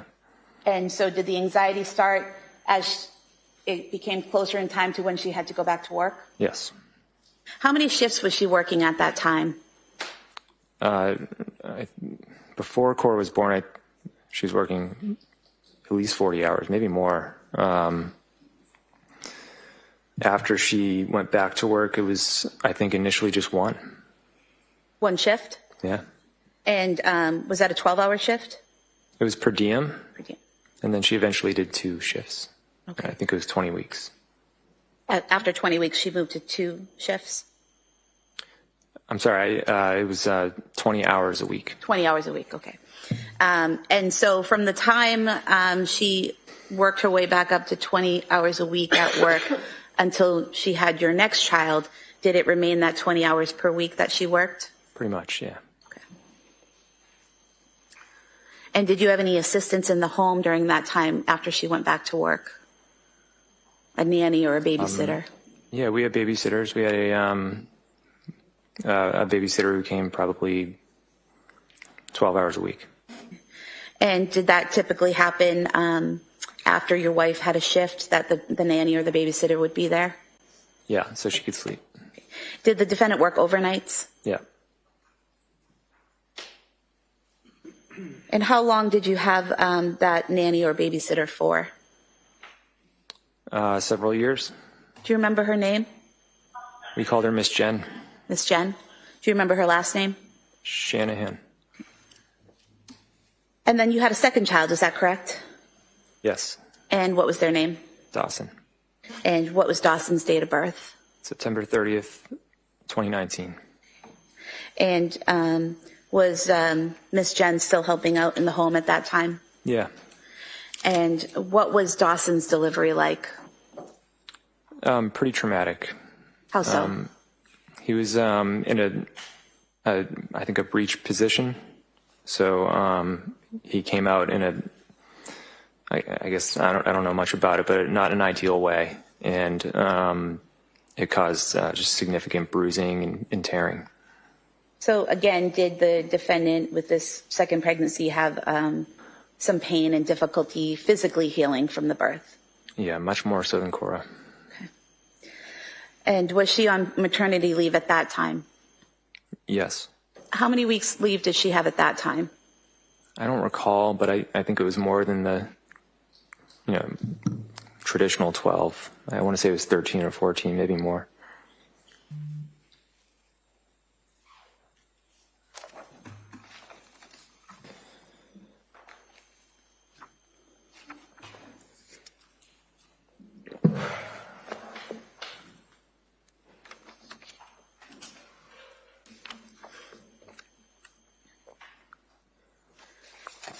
Page 13.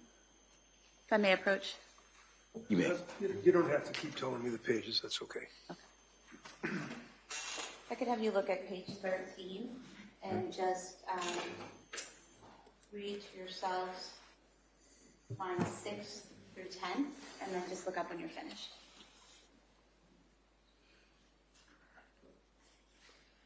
Okay. Thank you. Does that refresh your memory as to how much maternity leave the defendant had after Dawson's birth? Yeah. And what was it? 18. 18 weeks? Mm-hmm. Is that correct? I believe so. Okay. And, after dealing with the physical pain of birth and starting to heal, how was her demeanor and experience during that maternity leave? I think it was fine at first. It was always when she had to go back to work, that's when she struggled. So. Okay. So that was a pattern that you saw after Yeah. the baby. Maternity leave was good, and then she'd struggle going back to work? She just had a really hard time being separated from them. What was the plan for how many shifts she would work or how many hours she would work after Dawson was born? I believe it was the same thing. And in terms of Ms. Shanahan, the babysitter, you had mentioned before that she was there about 12 hours a week. Did that stay consistent after Dawson's birth, or was it more or less? Probably consistent.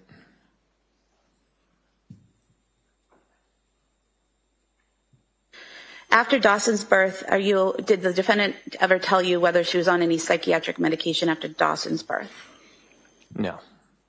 Did she seek treatment or tell you she sought treatment after Dawson's birth?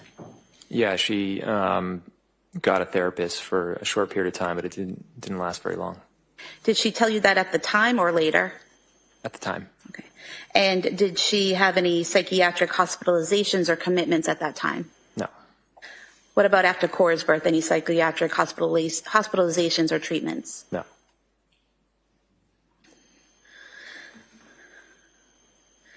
Was there a time after Dawson's birth where she wanted to declutter your garage?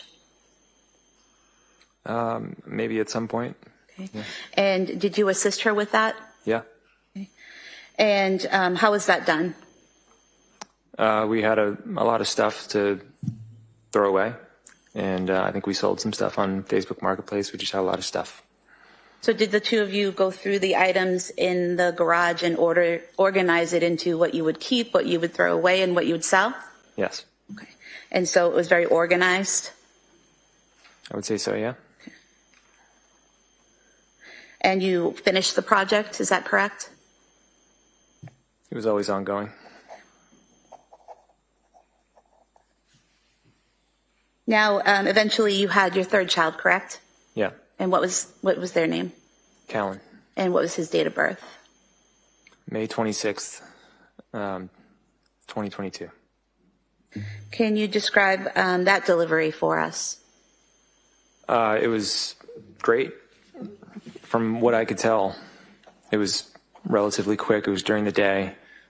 We were both smiling after, and I don't think there was as much physical trauma.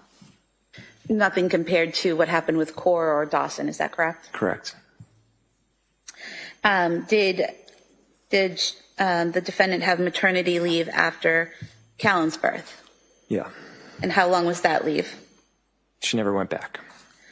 How long was it planned for initially? I want to say 18 weeks. And were you on paternity leave as well? Yes. And how long was your paternity leave? 12 weeks. So with Callan being born on May 26, 2022, the two of you were home with the children that summer on leave. Is that correct? Yeah.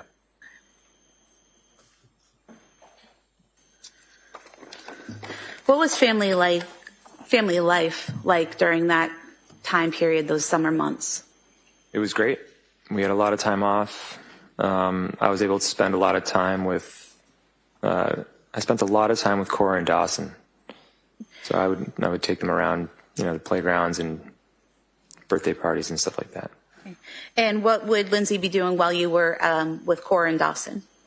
Sometimes she'd come with us with Callan, but oftentimes we did kind of like a divide and conquer. So she'd be home with Callan and I'd be out with the older kids. And what types of family activities did you all do during those summer months? We went on a couple vacations. We went to the beach. We went out on our boat and went to friends' houses. During those months when you're going to the beach and out on the boat and visiting with friends, were there any signs of anxiety in the defendant during those months? I would say starting in September, yes, but in the previous months, not so much. When had she been scheduled to go back to work? I don't remember the exact date, but I think it was October. Okay. So again, it was that pattern of as it became closer in time to go back to work, Yeah. she started to struggle? Yeah.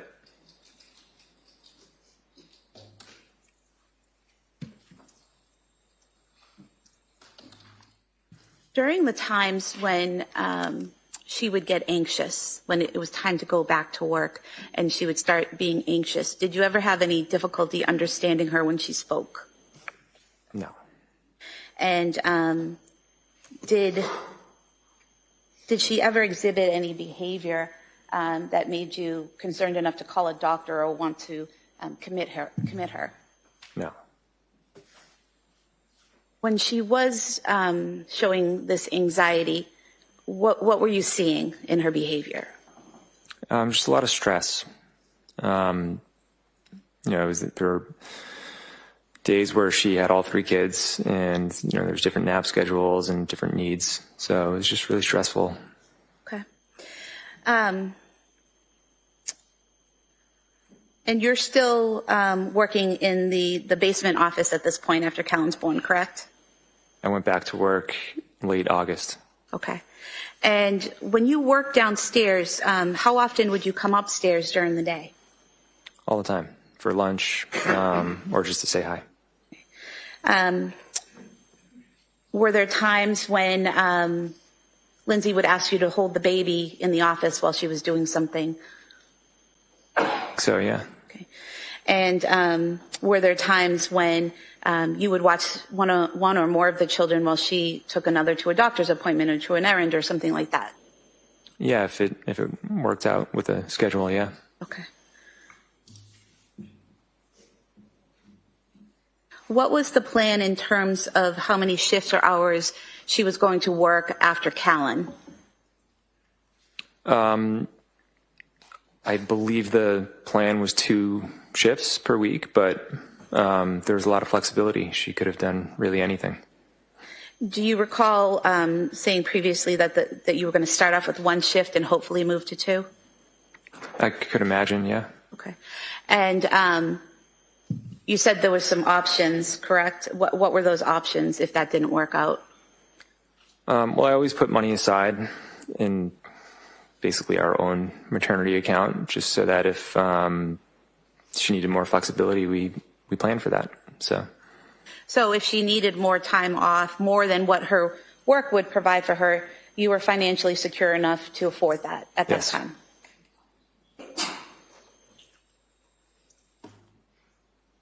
During this time, in the fall of 2022, were Cora and Dawson attending preschool? yes, And where was that? Learning Sprouts, And where is Learning Sprouts located? Duxbury. How often were they attending Learning Sprouts? Full days Monday, Wednesday, Friday, and a half day on Thursday. And what was a full day? What hours? I think it was 9 to 4. 9 a.m. to 4 p.m.? I think so, yeah. And what was a half day? Like 9 to 12:30. I think they might have had some days where they started early. I can't remember. Okay. But basically all day, working hours all day, Monday, Wednesday, Friday, and then the mornings on Thursday. Is that right? Right.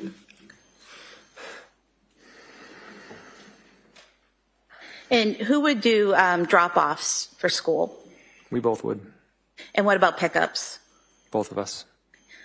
Together or take turns? Usually we would take turns. Now, at some point in time after Callan was born, did you hire a nanny? Yes. And when was that? I think it was in August or September. Of 2022? Yeah. And who was that nanny? Lainey. I don't remember her last name. Does Elaine Rossi sound familiar? Yeah. And do you recall how many days per week Elaine was going to work when you hired her? I think it was 12 hours. But it wouldn't be 12 hours altogether. It would be spread out over the week. Is that right? Correct. And who was she hired to take care of? Everyone. But mainly it was going to be Callan. Because Cora and Dawson would be at school? For the most part, yeah. And what was the plan for when Elaine would work? Was it that same type of after Lindsay worked shifts or something different? Yeah, the goal was after Lindsay would work. I mean, she never went back to work, but I think we wanted to get her just oriented with our house and the kids. So we had her start before, and then she was amazing. She was an amazing caregiver, but eventually we decided to let her go because Lindsay was home anyways. Okay. So when you initially hired her in August or September, you said Lindsay was going back to work in October. So is that what you're talking about, that give her that month or so, give Elaine that month or so to get situated and acclimated to the house? Yeah. Okay. Have the kids get used to her. Is that right? Yep. Okay. Elaine, did she also do some cleaning, laundry, and food prep?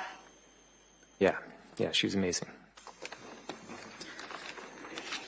Now, during this time frame, and again in the end of summer, fall period of 2022, what types of activities were Cora and Dawson doing? Gymnastics. Are you talking about organized activities or just in general? Organized. I only remember gymnastics. Did they both do the gymnastics? Yeah. And then were they also participating, maybe not in organized situations, but in swimming, soccer, skiing, things like that? Yeah, they were doing swimming, and yeah, Cora and Dawson did skiing. Yeah, Cora started doing soccer. She didn't really like it, but did a little bit. And who took them skiing? I did. And as in terms of the swimming, where would you do that? We did it at Goldfish in Rockland, I think. And then Lindsay took them somewhere in, I think, Plymouth. I don't remember where it was. So you would each take them swimming at various times? Yeah. Okay. Did you also do some swimming at the Kingsbury Club? Yes. And what is the Kingsbury Club? It's like a gym with a pool. And they had childcare, so sometimes they would hang out in the kids' room and we would go work out. And is that in Duxbury? It's on the Kingston-Duxbury line. I'm not entirely sure, but yeah. Okay. And so you could drop the kids off at the daycare portion and go work out or swim or something like that? Yeah, or we could go with them and go swimming. Okay. Did Lindsay work out? Yes, She was very health conscious? I think so. And were you aware that she had been an athlete in both high school and college? Yes. Do you recall what she did? Competitive cheerleading. Now, when you were together, what type of exercise would she do or did she prefer? She did a lot of running. She did the Peloton, and she did there's like some program called Beachbody, I think. Do you recall when she started Beachbody?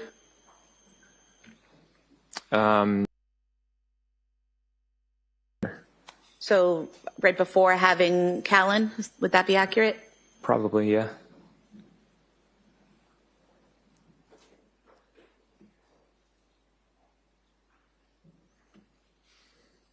When you returned to work, and you said that was in August, correct? Yes. What was the defendant's demeanor when you returned to work? Increased anxiety and definitely, stressed out. Do you recall describing her as slightly stressed but in good spirits? Yeah. And when she was stressed out, when she was showing some anxiety, how did that manifest? I don't really know how to describe it. I guess it's just any way you can tell that somebody's stressed out. And I don't know, she would say, I'm not looking forward to going back to work. I remember once she said it's just so unnatural to be separated from your newborn, stuff like that. So she didn't want to go back to work? Is that what you're saying? I think she did. It was just a really difficult transition for her. And do you recall attending a wedding on September 17th, 2022? Yeah. And where was that wedding? New Hampshire. Was it just you and Lindsay that went, or did the whole family go? We brought Callan. And when you were at that wedding, do you recall having a conversation with Lindsay about medication? Yes. What did she say to you? We were walking downtown, and she said, I think I'm going to start taking Zoloft. And did she tell you why she wanted to start taking Zoloft? She said, I think it's really going to help with my anxiety and with going back to work. And did she tell you how she was going to go about getting Zoloft? Yeah, I asked her, how are you going to get Zoloft? It's a prescription. And she said, usually just ask the doctor and they'll give it to you. And did she tell you that she was going to see a psychiatrist? Yeah, I believe so. And when she did that, did she tell you who she was going to see? No. Did you eventually learn the name of the person who she went to see? Months later, yeah. Okay. And who was that? Jennifer Tufts. Okay. And did Lindsay tell you when she started seeing Dr. Jennifer Tufts? No. Did you learn, or strike that, did Lindsay tell you when she received the medication and when she started it? No. I should correct that. It's not exactly. Well, let me just ask a question first. Sure. When did you have a conversation with Lindsay about the medication she was on? Eventually, yeah, but I didn't know the start date. Okay. And so when did this conversation take place, this eventual conversation? Probably the end of October. Okay. And at that point, what did Lindsay tell you about the medication and how she was taking it? I don't remember exactly, but I learned that she was taking the Zoloft, and I don't remember really too much about it after that. She was just taking it, and we were seeing how it went. And did you notice any changes in her physically during that time frame that she was on it and you weren't aware she was on it? At the time, no, I don't think I did. And did you notice any changes in her emotionally during that time when she was on it, but you weren't aware she was on it? Yeah, she wasn't really improving. She just kind of seemed to be gradually becoming more in like a depressed state. And how was that manifesting? What were you noticing? It was just small things. I was planning a trip with Cora to San Francisco, and she was nervous about us going. And I remember we went to a Halloween event, and just leading up to it, I remember it just kind of seemed like she didn't want to go for some reason. Okay. Now, do you recall learning that she had actually obtained the prescription the day before she told you she was going to ask for the prescription? I did later learn that, yeah. Okay. So she's telling you at the wedding that she is going to ask to take this medication and going to see a psychiatrist to get on that medication, but she actually already had the prescription. Is that correct? Correct. I don't think she started taking it yet, but she already had it. Okay.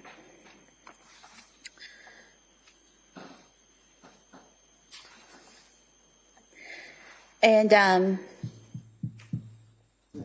did Lindsay tell you how long she took the medication for? She may have. I don't remember the exact time frame. I just remember she took it for a period of time, and then her sleep started to suffer, so she stopped taking it. And did she tell you whether or not she spoke to her provider, her doctor, about the troubles she was having? I believe so, yeah. Okay. And did Lindsay tell you that she was advised to double the dose of the Zoloft? She may have. I don't remember. Page 31. You could look at lines 20 to 22, and then just look up when you're Sure. finished.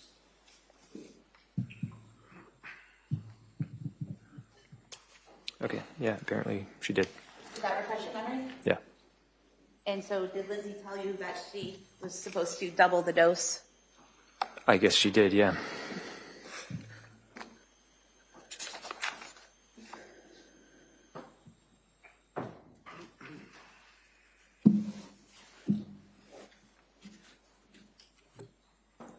Did you notice any changes in her sleep during that time when she was on the medication but you weren't aware she was on it?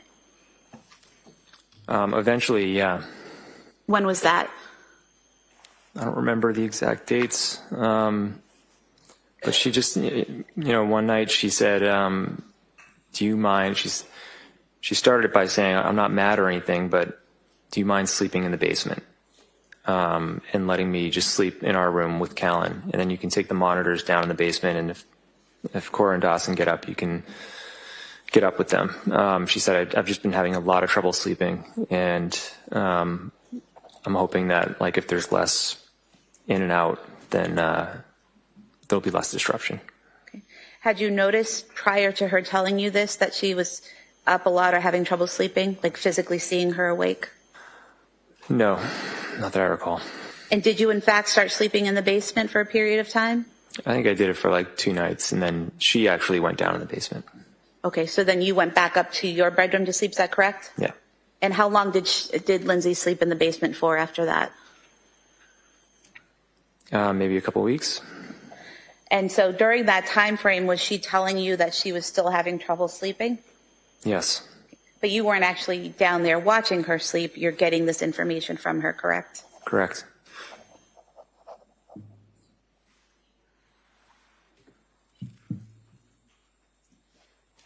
Were you aware that out of the Zoloft prescription she was given, she only took 7 pills?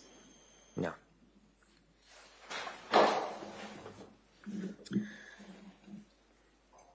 After you had the conversation with Lindsay where she said she was going to double the dose of Zoloft, did you notice any difference in her demeanor or behavior? I would say yes. I don't know if I connected it with the doubling of her Zoloft, but over that period of time, she just kept getting worse and worse. And what period of time was that? What month are we in? Mid-October to the end of December. Okay. So she got the prescription in September, started taking it in October, took 7 pills, but was having difficulty in December. Is that what you're saying? Yes. From this medication? Yep. Well, I don't know which medication it was from, but yeah. Okay. At some point in time, did Lindsay, switch providers? Yes. And why did she do that? Because whatever she was doing with Jennifer Tufts, it wasn't working. She was only getting worse. And she thought that it would be better if she worked with, I guess, more of like a perinatal psychiatrist. And did she get a referral or a recommendation of where to go? I think so, yeah. Do you know who gave her that recommendation? It might have been my mother. And your mother's a nurse at South Shore Hospital, correct? Yeah. Does she also do labor and delivery work? Yes. Okay. And so do you know which provider or which office she recommended?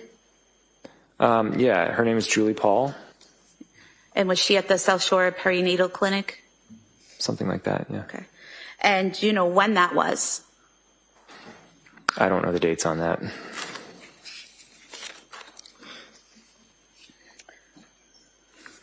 Do you recall saying previously that it was towards the end of November?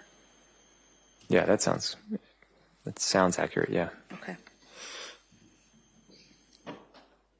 And you said she initially saw someone named Julie Paul, is that correct? Correct. Okay. And do you know how long she saw Julie Paul at that facility? I think it was only 4 or 5 days.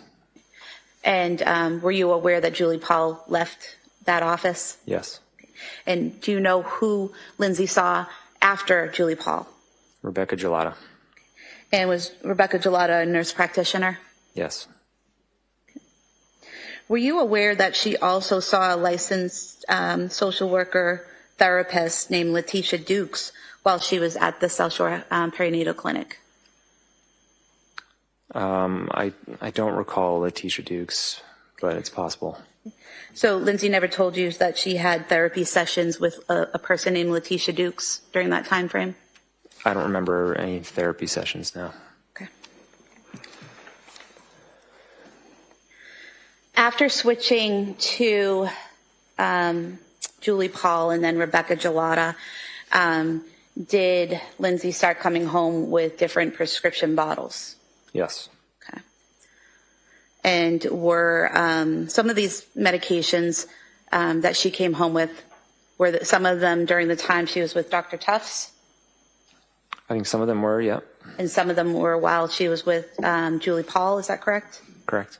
And then some while she was with nurse practitioner Gelata, is that correct? Yes. Okay. And would it be accurate to state that you provided the district attorney's office with a printout from CVS Pharmacy of all the prescriptions that were filled for Lindsay from September through January, September 2022 through January of 2023? Yes. Any objection? No, of course not. I'd ask her to be a bit of a Sure, one. yeah.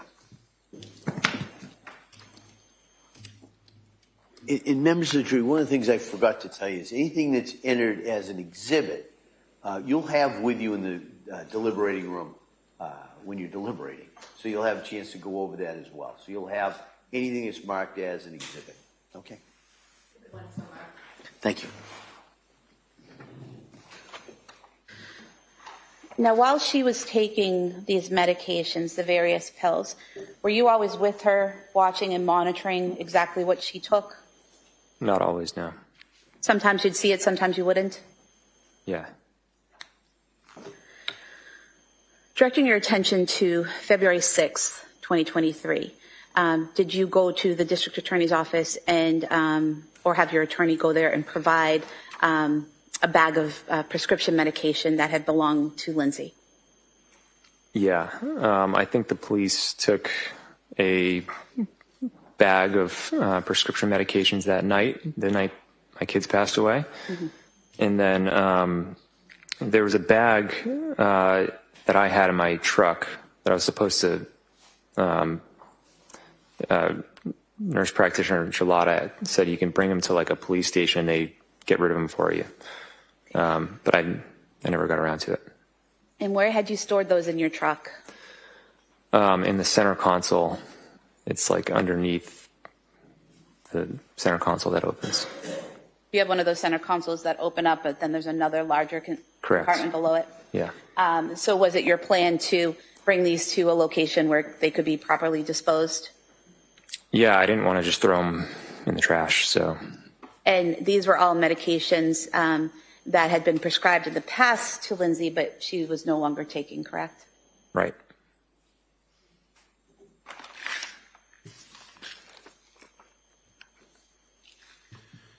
Your Honor, I don't think I have any objection to any of their exhibits, so Okay.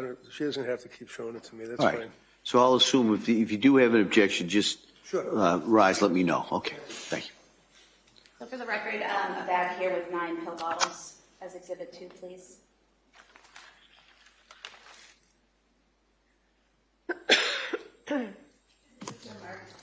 Thank you.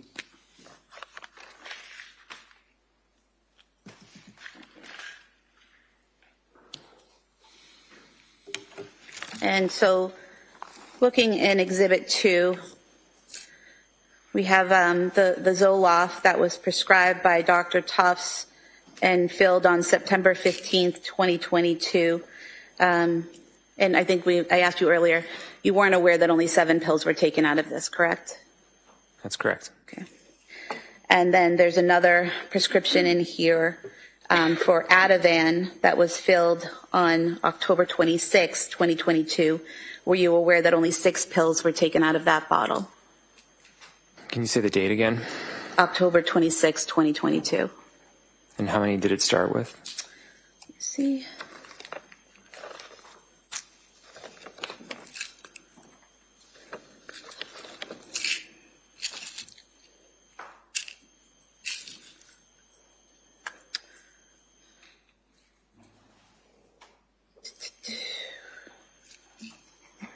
Okay. 30 pills. Okay. I mean, I don't have those exact numbers on how many she took, but there were adjustments made on the dosage of the Ativan. Mm-hmm. So that aligns with But the question was, were you aware that only 6 pills were taken out of this prescription? No, but I think the context is important. Okay. Were you aware that there was a prescription for buspirone or Buspar filled on October 26, 2022, in which only 2 pills were taken out of the 30 that were prescribed? I found out about the Buspar later, and I didn't know about the number of pills taken. And then were you aware that there was a prescription for hydroxynine, prescription filled on October 26, 2022 for 30 pills, and that only 3 pills were taken out of this bottle? Which Hydroxynine? Yeah, what is that? I believe it's in some type of, similar to an antihistamine, like Benadryl or something like that. Oh, okay. I don't really recall much about that drug. Okay. And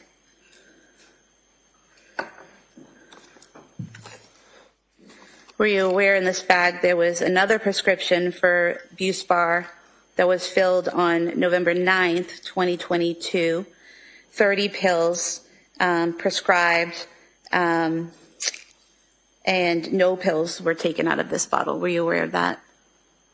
I wasn't keeping track of the number of pills taken out of each bottle. Okay. So.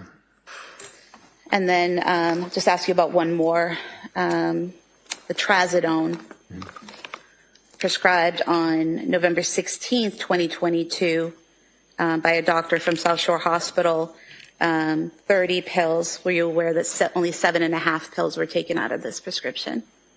No. So there were a lot of pills prescribed, but not a lot of pills taken, correct? Is that comprehensive of all the pills that were prescribed? These are the pills that you brought into the police station. So out of these, Out of those, yeah, it's possible that not a lot were taken.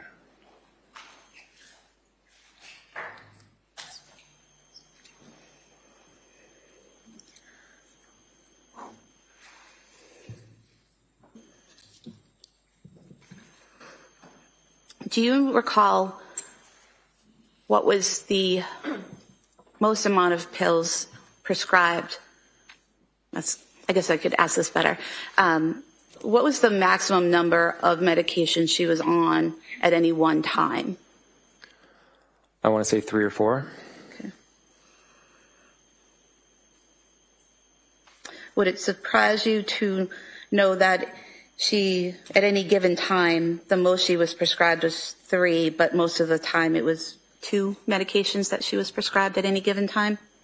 It wouldn't be terribly surprising, no. Now, on November 16th, 2022, did Lindsay visit South Shore Hospital? Yes. Okay. And why did she go to the South Shore Hospital that day? I believe that day it was because she basically went 48 hours without sleeping. And was she having heart palpitations? I think so, yeah. Were you aware that she had taken a weed gummy that day? I don't recall. And are you aware that she didn't tell medical staff at the hospital when describing her symptoms and her medication that she left out that she had used marijuana? I wasn't with her, so I don't know what she talked about at the hospital. So she drove herself to the hospital? She did. Okay. And she drove herself home from the hospital then? Is that correct? Now, during this time frame between September and November of 2022, are you still participating in activities as a family? Between November and December? Between September and November? Yeah. Okay. And what types of things were you doing? We celebrated Halloween. I don't really remember what else, but I think we were doing things regularly. Do you recall going to an event with food trucks?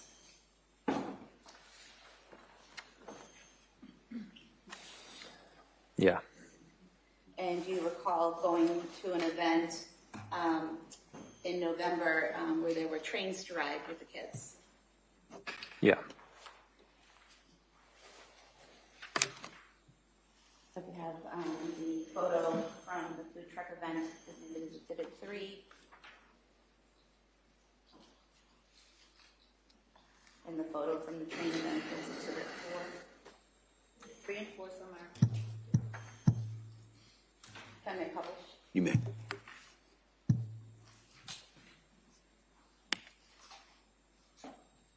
So Exhibit 3 is this Lindsay, Cora, and Callan at that event.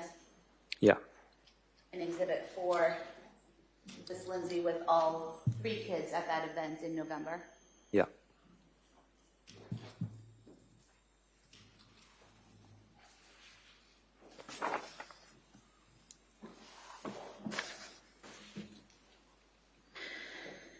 Did you have plans for Thanksgiving that year? Yeah. What were your plans? I believe the order was we went to Wallingford, where her parents lived, in the week before, and then the week after, we went to my sister's house. And where did your sister live? What town? South Hamilton. And that was a week after Thanksgiving, is that right, correct?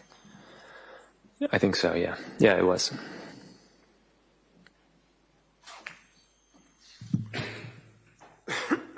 And is this a photo from Thanksgiving at your sister's house?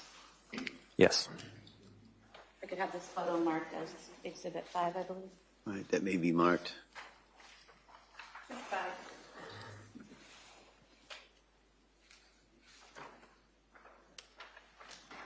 Showing you what's been marked. Exhibit 5. Is this Lindsay here on the left? Yes. And are those your sisters in the photo with her? That's one of my sisters and my sister-in-law. Okay. And have they coordinated outfits for the day? The shirts? Yeah, I think my sister did. What was Lindsay's demeanor that day? She was in rough shape. Rough shape? Yeah. How so? She wasn't talking much. She had low energy. She was really depressed. I just remember when she showed up, my sister-in-law gave her a big hug. And she was able to get through dinner, eat dinner with everyone? Yeah. Okay. She interacted with people, is that correct? I would say very little, but to some degree, sure. And she took care of the kids with you while she was there? We both took care of the kids together.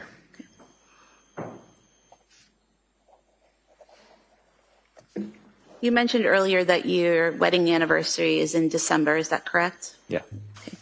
Do you recall going out for your anniversary on December 3rd, 2022, going into Boston? No, we didn't go out. You don't recall arranging for a massage for Lindsay and then going to the Omni Parker house and going out to dinner that night? No, December 3rd, 2022, we stayed home. You stayed home, okay.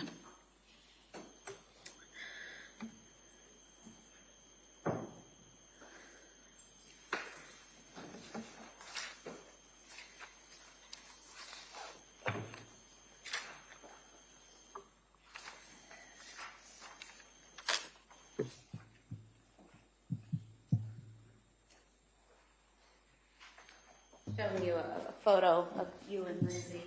Do you recognize this photo? Yeah. And when was that taken? I'm not really sure.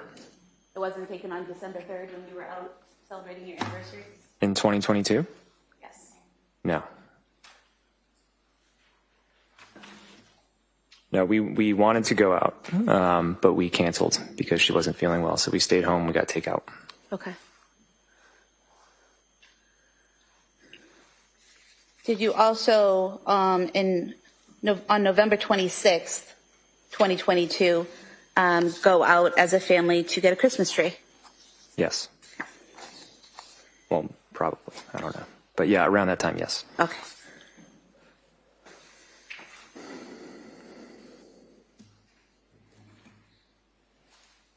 Showing you two photos. Are these from that day when you got the Christmas tree? Yeah, that looks accurate.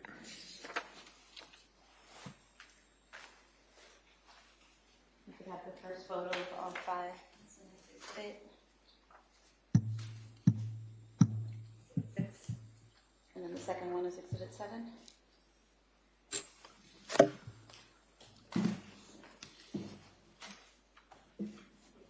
Exhibit 7.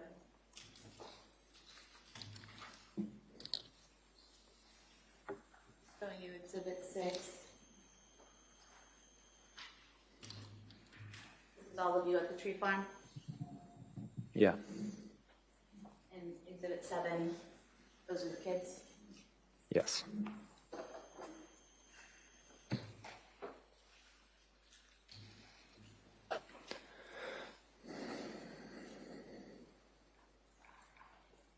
Around December 6th, 2022, did Lindsay tell you she was starting a new medication?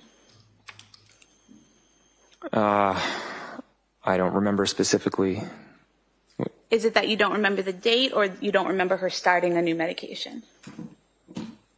I'm not sure. Do you remember Lindsay telling you at some point she was starting the medication Seroquel?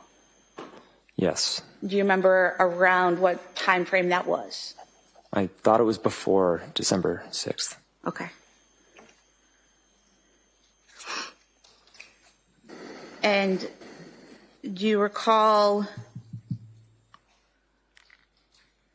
how she was physically after starting the Seroquel? Awful. How so? That was really where her big spiral started. She started to lose a lot of weight, and she became very depressed, and she was having a really hard time. And did she describe to you some thoughts or feelings that she was having at that time? Yeah, she started to say she was suicidal. And was that in December of 2022? I think so, yeah. And when she told you she was suicidal, did you ask her if she had a plan on how to kill herself? Yes. And what was her response? She said no. And did she ever mention a specific way or plan she had to kill herself to you? No. And at some point in time, did she tell you that this was the first time she had suicidal thoughts? I don't know if she mentioned it was the first time or not. I just remember her saying she had them. Had you ever heard her say that to you before, that she was having suicidal thoughts? No. Did you own at that time a Surface Pro, a type of tablet that works as a laptop? Yeah. And who had access to that laptop? We both did. Okay. You and Lindsay? Yeah. And going back to August 22nd, 2022, did you click on a link on that Surface Pro that was titled Methods of Suicide? Not that I recall. Okay. And August 22nd, 2022, that was before Lindsay had been on any medications, as far as you know, correct? Correct.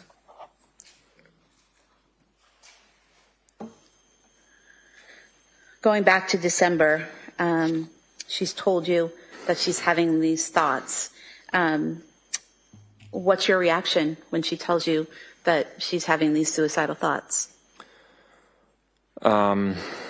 I just wanted to support her. I asked those questions back to her, and her mother was coming up pretty regularly anyways, so we let them know, and we just try to be supportive. Did she also tell you at that time, at the beginning of December, that she was having some other intrusive thoughts? Yeah. Is that how she described them, or how you described them, intrusive thoughts? I would say both. Okay. And when she told you that she was having intrusive thoughts, did you ask her what they were? Yeah. And what was her response? She described thoughts of hurting the kids, or them having some sort of ailment. So like she was very worried that Cora had, whenever she had a stomach ache, she became overly worried that she was, had like a liver problem or something much more dramatic than it was. Okay. But going back to that first part, she said she had thoughts of harming the kids. Is that correct? Yeah. And did she tell you whether or not she had specific thoughts of how she would harm the kids? No. And she didn't describe that as hearing this external voice telling her to harm the kids, correct? Correct. She told you she was having intrusive thoughts herself of harming the children, correct? Correct. And did you ask her how she was going to harm the kids? I didn't ask it in that way. It was the same thing. I said, do you have a plan, and is it disturbing to you? And she said no, and then she said yes. And let me go back for a minute there. You said, do you have a plan? And she said no. What was the second question? Second part of the question? Do you find it disturbing? Okay. And she said yes. And she described it as really the way she was describing it as something that might happen to the kids. So it was more something might happen than she might do something. Is that correct? Yeah. And did she tell you how long she had those thoughts for? She didn't give a duration. And how many times did she tell you this, that she had thoughts of harming the kids? A couple times. And was that a couple times over the course of a night or two in December? Yeah. And as a result of her telling you this, that she had thoughts of harming the kids, what did you do? Her parents came up, and I think I asked her at some point, do you feel like you need to be kept away from them? And she said no. And then, it was very confusing because a minute later she was making them lunch or playing with them or, getting them ready for bed or whatever it was. So it was confusing in that she wasn't physically harming them at the time, but was had these thoughts. Is that what you're saying? Right. I never saw Lindsay harm the kids. And did you also, as a result of these statements, suggest an appointment with nurse practitioner Gelada? It wasn't as a result of these statements. That appointment was set up because we were at her parents' house in Wallingford for Thanksgiving, and she just described how she was feeling on the medication, and she felt that she was addicted to them. Was that the benzodiazepines that she thought she was addicted to? Primarily, and then she was taking Seroquel at the same time, and she might have been taking Trazodone or Remeron, I'm not sure. Okay. Do you recall testifying previously that I called her parents to come up to stay with us, and I told her that I asked her who her doctor was because I was very concerned at this point. She was prescribed 10 different medications in just over 2 months, so it didn't make sense to me. And then you said, so after her parents came up, she said, I have a remote meeting with Rebecca Gelada, and you said, no, it has to be in person. Yeah, I felt like it had to be in person because I just felt like there was a disconnect. I felt like we could figure it out, whatever was going on. Mm-hmm. So it seemed like most of her telehealth appointments were pretty quick, and there just wasn't like a lot of attention. Were you present for these telehealth visits? Only a few of them, okay. And they were after that meeting with Gelada. Okay. And that appointment in person with Gelada was December 6, 2022, is that correct? That sounds correct. So the thought of harming the kids was after Thanksgiving, but before December 6th, is that correct? That sounds correct. Were you concerned for the kids' safety at that time? No, I wasn't. And why not? Because she wasn't showing any intention of harming the kids. And she told you she didn't have a plan, is that correct? Correct.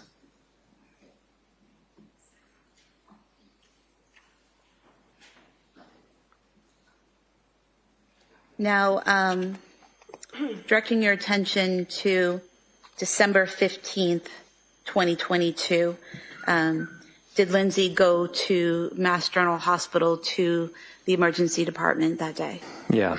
Okay. And why was that? I remember the reasoning being she told her dad that she wanted to commit suicide, and then she said to me, I told my dad I want to die, and it didn't bother me at all. And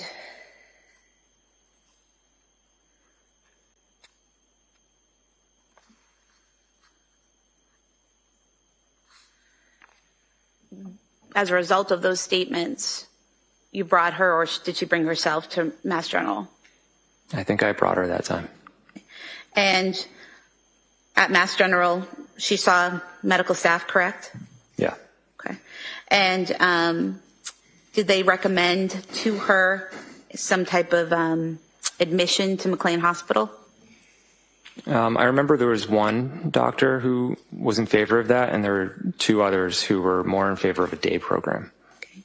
And did they give you information about a specific day program? Yeah, it was Women and Infants in Providence. And at that time, when Lindsay was saying that she was suicidal, was she asked if she had a plan? By the doctors. Or by you?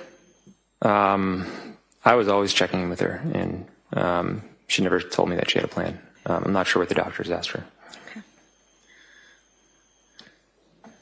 And after being at Mass General on December 15th, did she go to Women and Infants Hospital in Rhode Island to attempt to get into their postpartum program?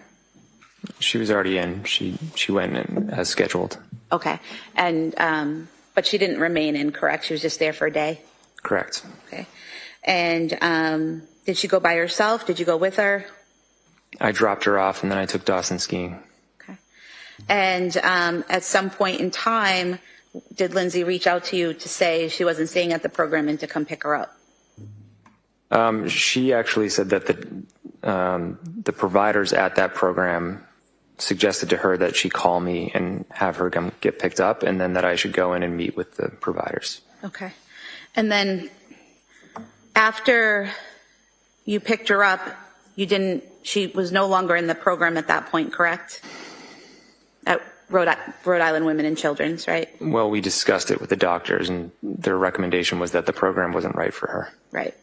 And so you guys returned home, is that correct? Yes. Okay.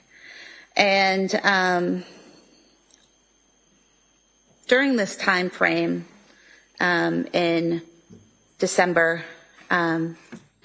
Lindsay's still working out at the Kingsbury Club, correct? That might be true. I don't recall exactly, but yeah. Okay.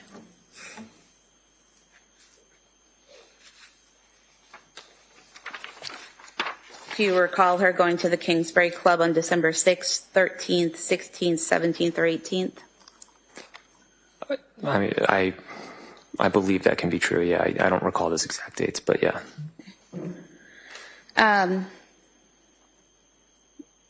At this time when she's saying that she's feeling suicidal, she's telling you she doesn't have a plan, correct? Mm-hmm. She's no longer saying she has any thoughts of harming the children, correct? Correct. She's still bringing the children to doctor's appointments during that time, right? Yeah. Do you recall her bringing Callan and Dawson to the doctors on December 2nd when they weren't feeling well? Yeah.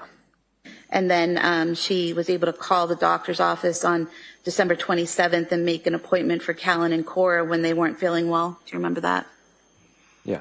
Okay. And take them to the doctor, I believe with you, correct?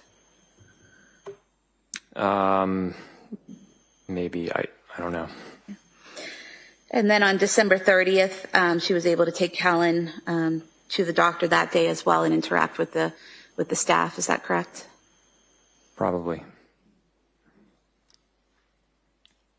Then you returned to Mass General Hospital, the emergency department, on December 31st. Is that correct?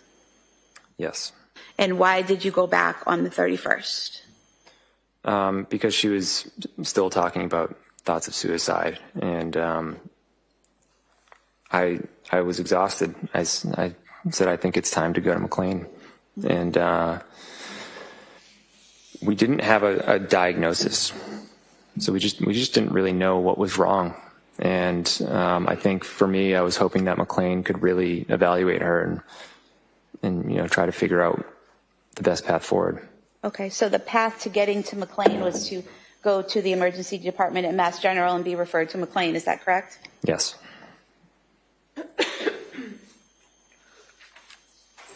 Were you aware that night while at the hospital, Lindsay was taking selfies? No.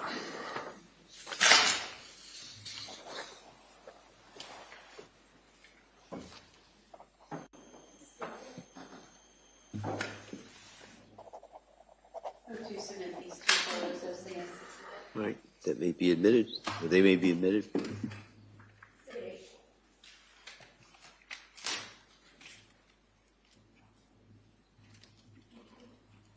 Can you exhibit me?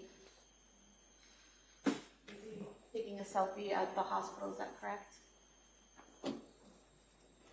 Are you asking me? Yes.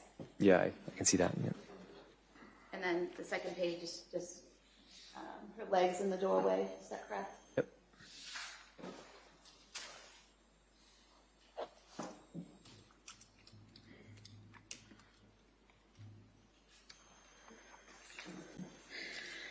As a result of going to Mass General and telling them about her suicidal thoughts, was she transferred to McLean Hospital?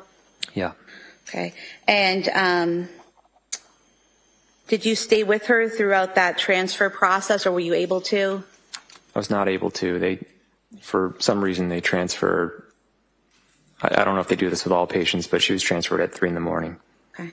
And so she reached McLean in the early morning hours of January 1st then of 2023, is that correct? Yeah. Okay. And did you visit her at McLean Hospital? Yeah. How often did you see her there? I think I was able to go twice, or maybe 3 times. Okay. And do you remember, what visiting hours were or what hours you visited? I don't remember exactly, but it was, something like 2 to 6. And I think there were morning hours, but you couldn't just go anytime. You couldn't or could? You could not. Okay. And so you, out of the few days that she was there, 5 days she was there, you visited 2 or 3 times, is that correct? Yeah. And while you were there with her, did Lindsay talk to you about the treatment that she was receiving at McLean Hospital? She told me about her experience. It didn't really seem like she was getting any treatment. Okay. Did she tell you that she wasn't really getting any treatment or wasn't getting as much care or treatment as she wanted? Well, I think by the 3rd day, I said, what have the doctors said? And she said, I haven't met with the doctor. The challenge was she arrived on a Saturday, and then I think Monday was an observed holiday, so she didn't see a doctor until Tuesday. So until then, she was coloring and playing with clay and going for walks.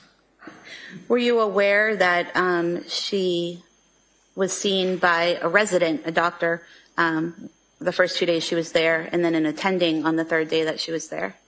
No.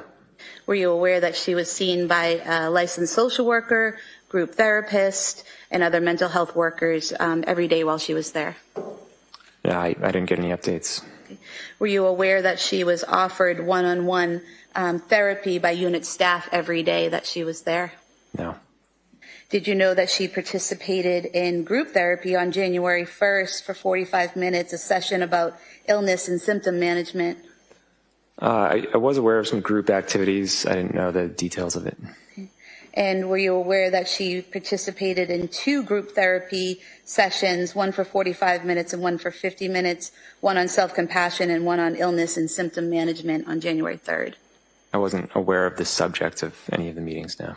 Were you aware that she declined further group therapy and treatment in the afternoon of January 3rd? No. Were you aware that on January 4th she participated in a group for 40 minutes called medication management? No. Were you aware that she participated in a group on January 5th on expressive therapy for 45 minutes? No. And were you aware that she declined further treatment 2 times on January 5th, one to attend group therapy and one to attend a session on cognitive behavioral processes? No. Were you aware that Lindsay asked the doctors to be discharged on the 6th, Friday the 6th, because she wanted to go to Cora's birthday party on the 7th? Not that I recall. Were you aware, or did Lindsay tell you that she then asked the doctors to discharge her on January 5th because she wanted to go home and get ready for the party? I wasn't aware of Lindsay asking the doctors to be discharged. Okay. Were there any insurance issues in terms of insurance refusing to pay for her stay at McLean Hospital? We didn't really get to that point. You weren't advised by the social worker or any staff there that there were any issues with your insurance, is that correct? Yeah, that's correct, but I wouldn't have cared either. Would you have just paid for it if needed? I would have paid anything, yeah. Ms. Sprague, is this a good time to break? Yes. All right, so members of the jury, we're going to break for the afternoon recess, and we'll see you back here about 2 o'clock. Okay? Court, all rise. Jury, close your notebooks, place them on your chairs.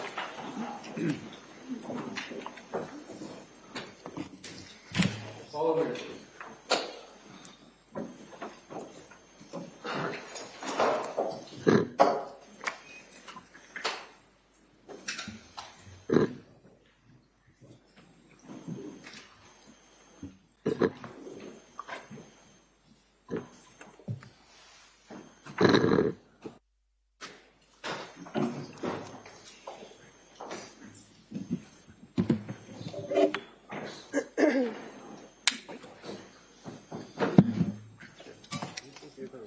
All right. Counsel, anything we need to address before the break? No, Your Honor. All right, so we'll see everybody about 2 o'clock. Thank you.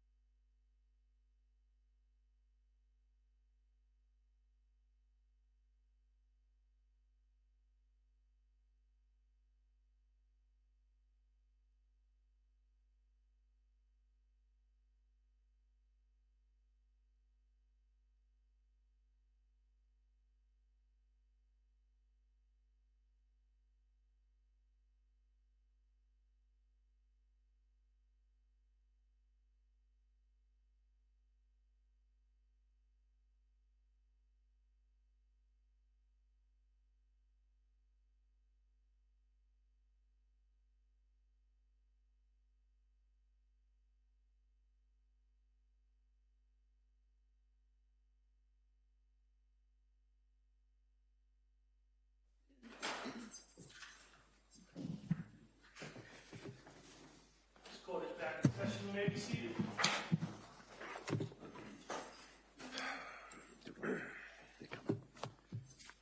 Right. Anything we need to talk about before we bring the jury in? No, Your Honor. Did you want the witness on the stand now or after? Well, if we've got a couple of seconds, the jurors are coming in right now. If you want to have them take the stand, that's fine.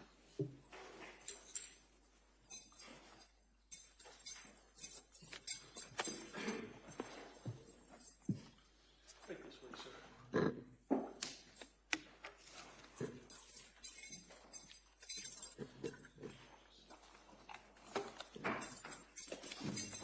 Nancy, you do appreciate you're still on the road.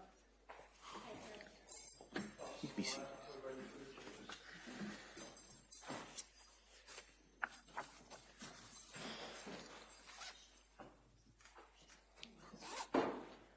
Court, all rise.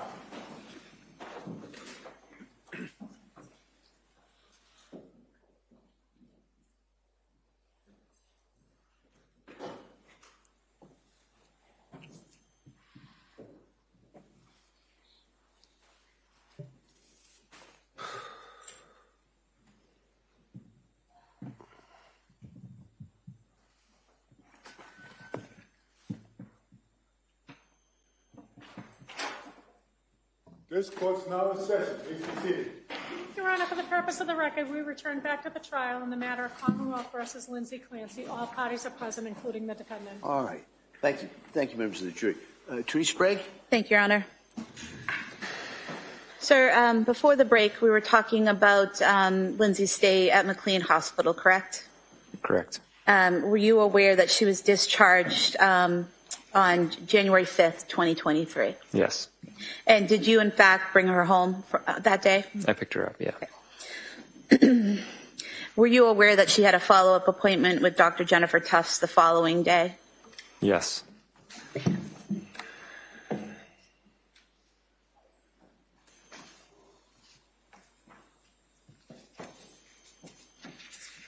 want to show you some photos here of the children and just ask if this is a fair and accurate depiction of how they looked in January of 2023.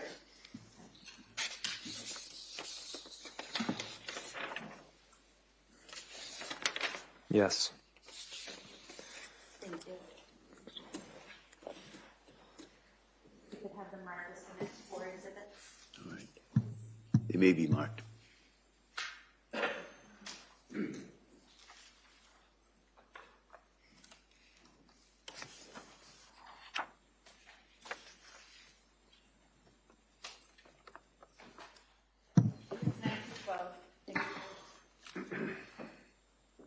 Sir, showing you Exhibit 9.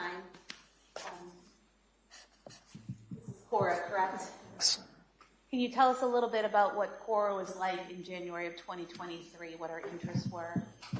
I'm going to object at this point. Counsel, could I see you at sidebar?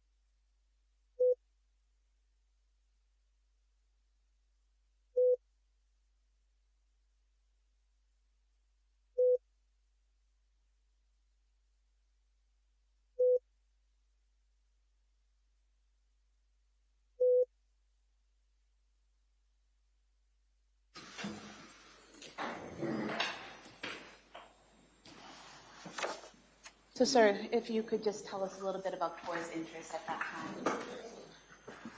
time. Cora was into princesses.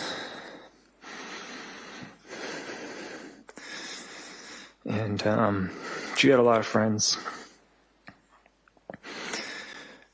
And she just liked taking care of people. And showing you Exhibit 10, Dawson, correct? Yes. What kind of things was Dawson interested in 2023? Using firefighters and trucks.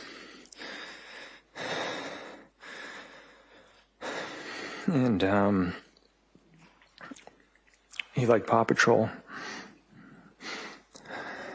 Exhibit 11, Callan. He's only 8 months old, correct? Correct. Did he have any interest or He was just a happy baby. baby? And then just showing you briefly Exhibit 12. Does this picture clearly indicate their sizes in relation to each other in January of 2023? Yes.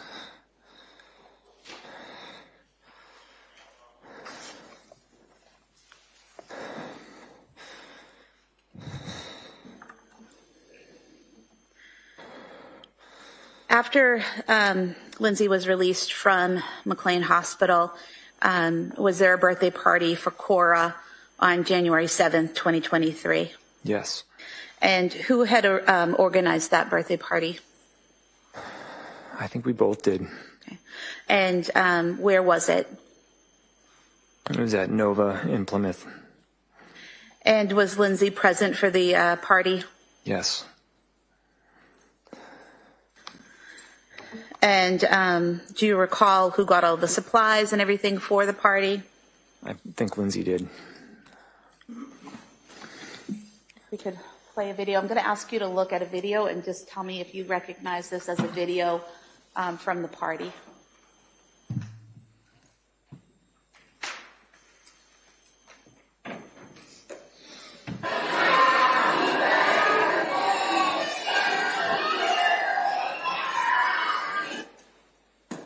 Or was that from the party? Yeah. And was that Cora seated in front of Lindsay while singing Happy Birthday? Yeah. And there's a second clip. Again, was that Cora and Lindsay? Yeah.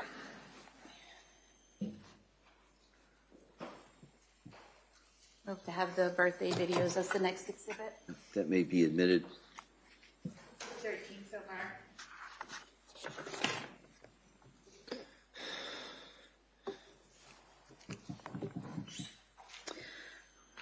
From Cora's birthday party until January 23rd, 2023, did you check on and check in with Lindsay? Every day. And how did you do that? I would ask her in the morning how she's feeling, how she slept. And did she tell you that she was sleeping better? Maybe a little bit better, but she's still struggling.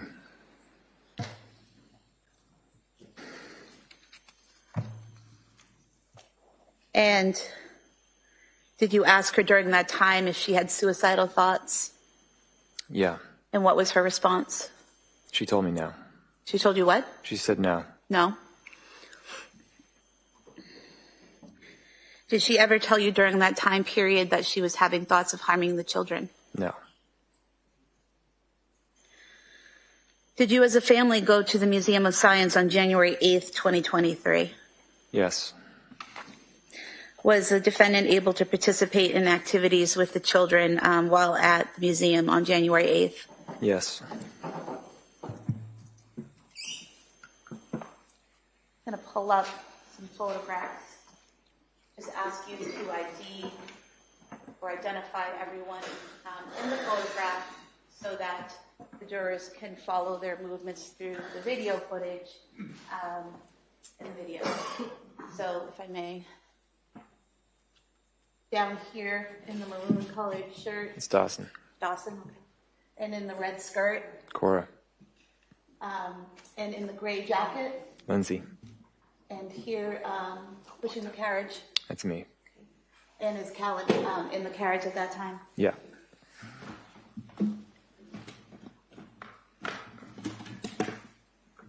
And permission to play the video, Your Can I Honor? see you again, sidebar?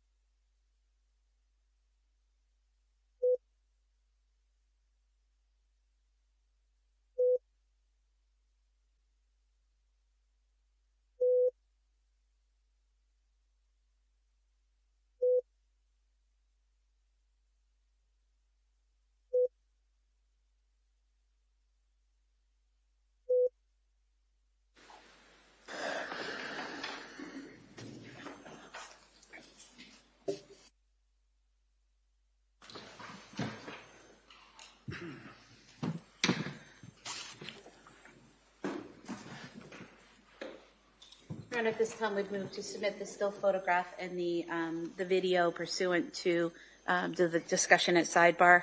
I'd move to submit the full video in as one exhibit for identification and the timeline video as the exhibit. Timeline. You can submit a copy of that later? No, there's the full video that was provided by the Museum Right. of Science, and then there's a timeline that was created following the family through the museum. And you can get snippets from this video. Okay, that's fine. So for identification, Museum of Science video. Exhibit C, so marked.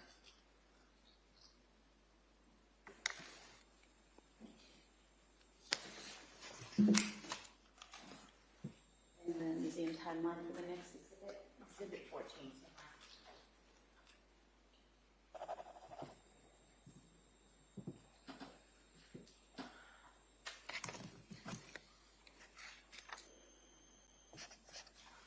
Sir, after going to the Museum of Science, well, let me go back to that for a moment.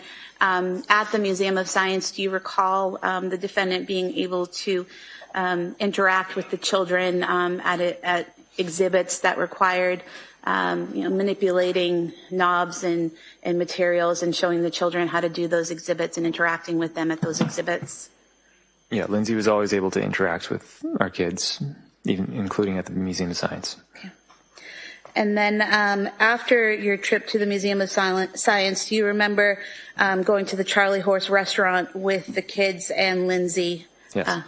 And how soon after the Museum of Science was that? Do you recall? I don't recall the exact dates. Okay. And what type of place is the Charlie Horse restaurant?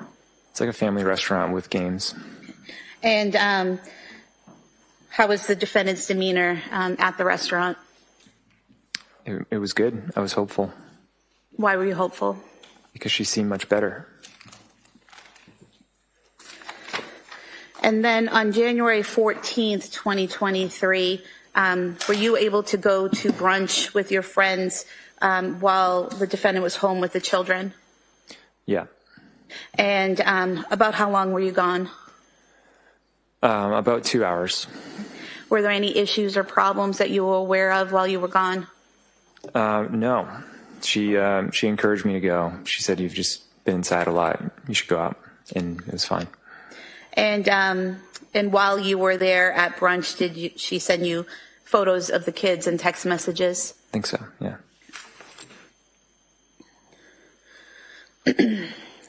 Direct your attention to January 15th, 2023. Did you and Lindsay and the kids go to the Cape Codder in Hyannis? Yeah. And was there a water park there? Yeah. And how was Lindsay's demeanor that day? It seemed pretty good. Was she able to interact with the children and participate in the activities? Yes. I could bring up photos again. I would just like you to look at the photos to point out who the individuals are in the photo. So here in the dark shorts with the white band on the top, It's me. and then in the bathing suit here with the ponytail, It's Cora. and then in the striped swimsuit at the bottom. It's Dawson.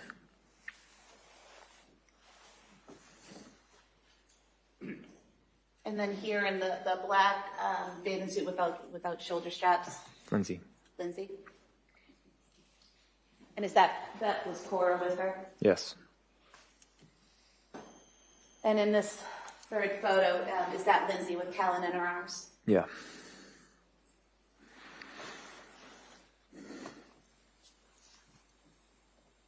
And that photo there, is that Dawson with the striped bathing suit?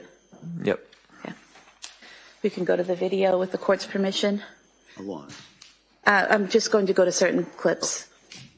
If we could start with from the beginning to 40 seconds in and play.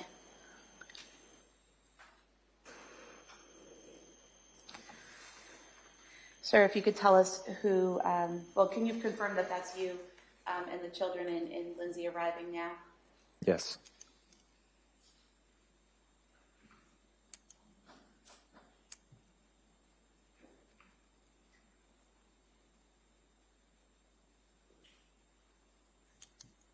would that be Cora in the purple jacket with the pink boots? Yes. And Lindsay in the gray coat with the backpack? Yes.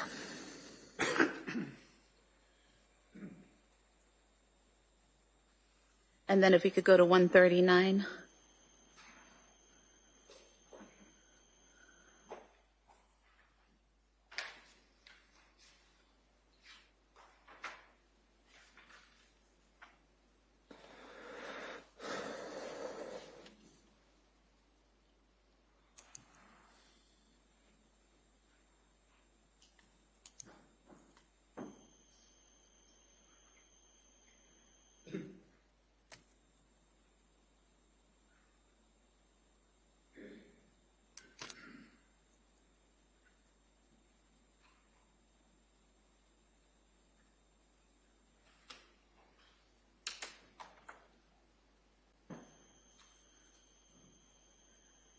And during this time, are you waiting to check in and get your wristbands and all of that? Yeah.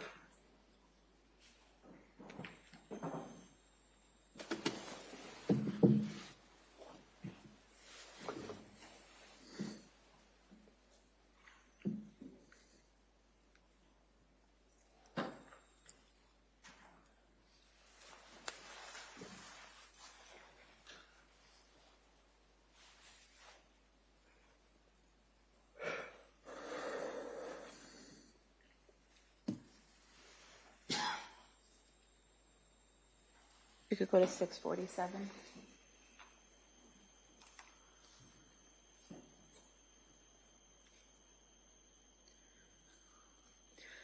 Do you recognize this play area?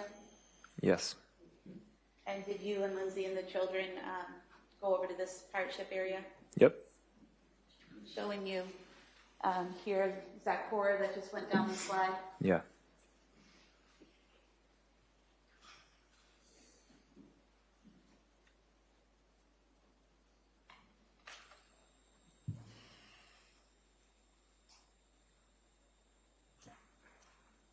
And is that you there by the slide?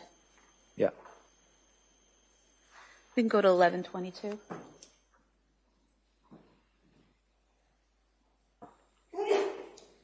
Let's see.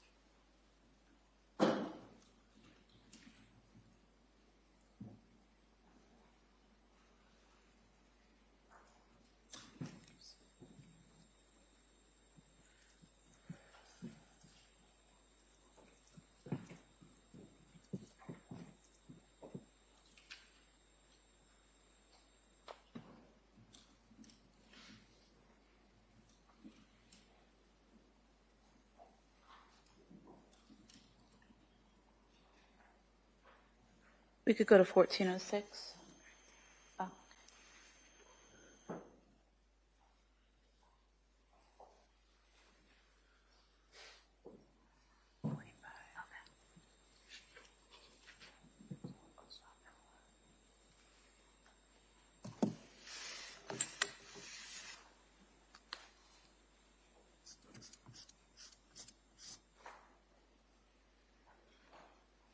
$16.25.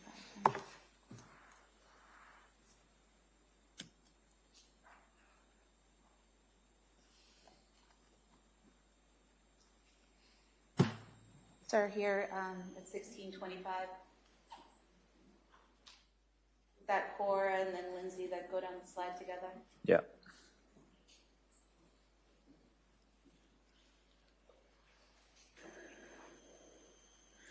We can go to 1745.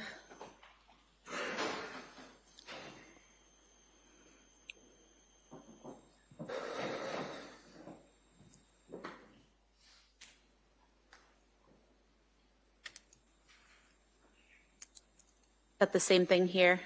Yeah. So she's able to interact with Cora and the others, participate in the activities. Yeah. If we could go to 4753, please.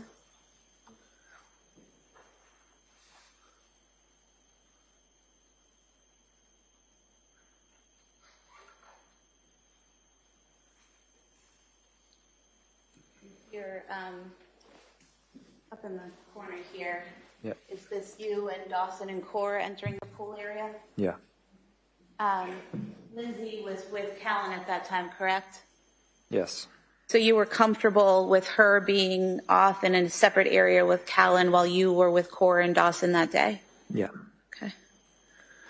That's all. Thank you. I move to submit the card photos and timeline. Again, let me just see over here just briefly, just so I have that straight.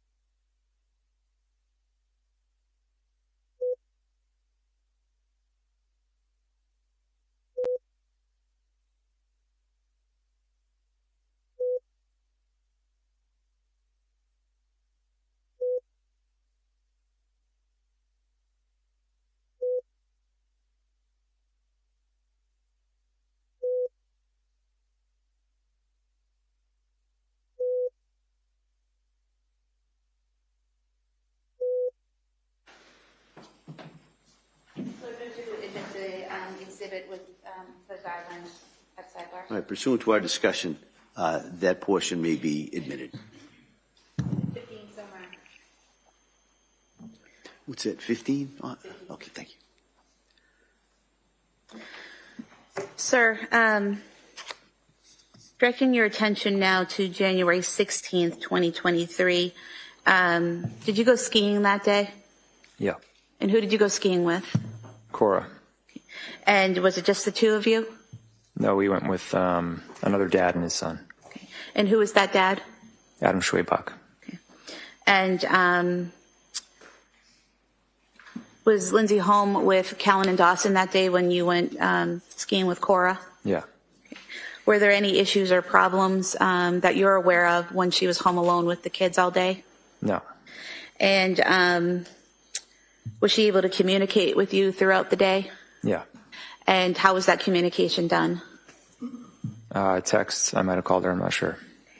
And do you recall texting each other back and forth photos of you with Cora and the boys at home and what they were doing? Yeah. And so she was able to take those photographs and send them to you without any apparent problem, correct? Correct.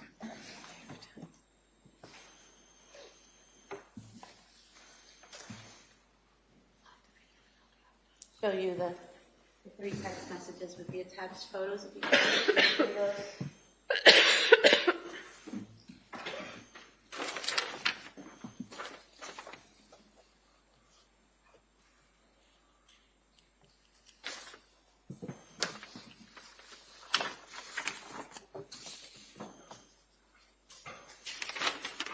Yeah.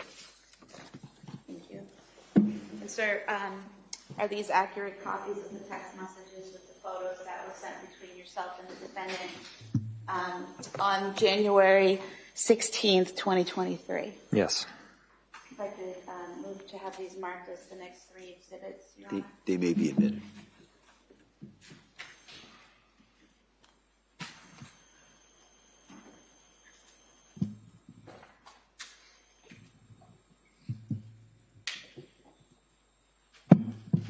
Exhibits 16, 17, and 18. Your Honor.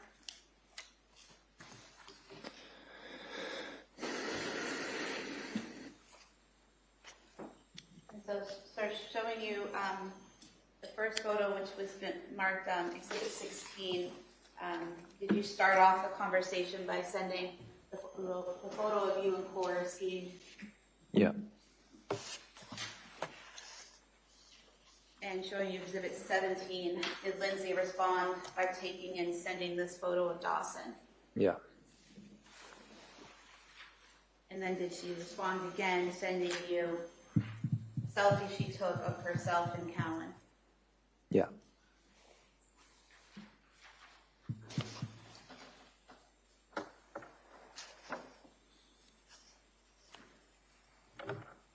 And you felt comfortable leaving Callan and Dawson home with her that day? Yeah. And why is that? She seemed to be doing a lot better. In what ways did she seem to be doing better? Her mood seemed better. She was more active, and she was able to partake in more things. She was also going to the gym during that time as well, correct? The Kingsbury Club? That sounds right. Yeah.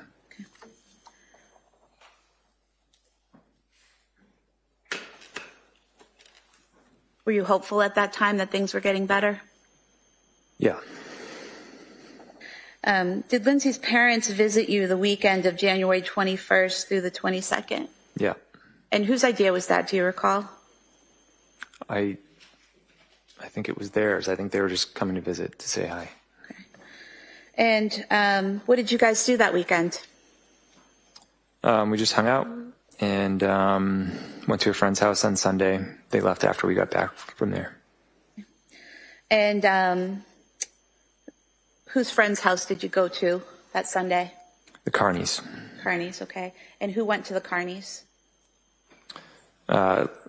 Lindsay, myself, Dawson, and Cora. And what did you do there? There was a fire, and I think we roasted marshmallows or something like that. Okay. And how was Lindsay's demeanor that day? She was quieter that day. So, I mean, that was the extent of it. Was she able to interact with the Carneys? Yeah, but she's quiet. Okay. And you said you returned home and then her parents left? Yeah.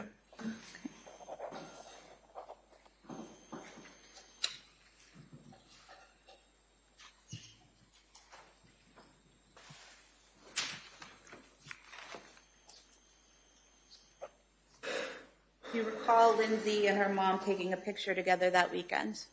Yeah. Is this that photo? Yeah, that's it. You could have this marked as the next exhibit. That may be admitted. Exhibit 19.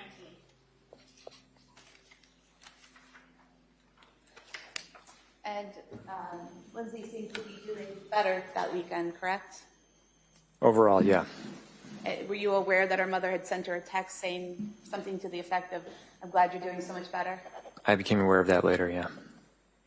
And just showing in exhibit 19.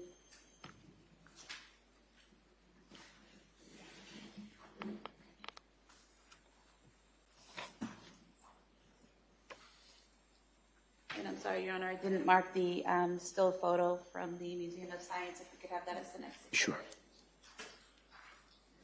Exhibit 20.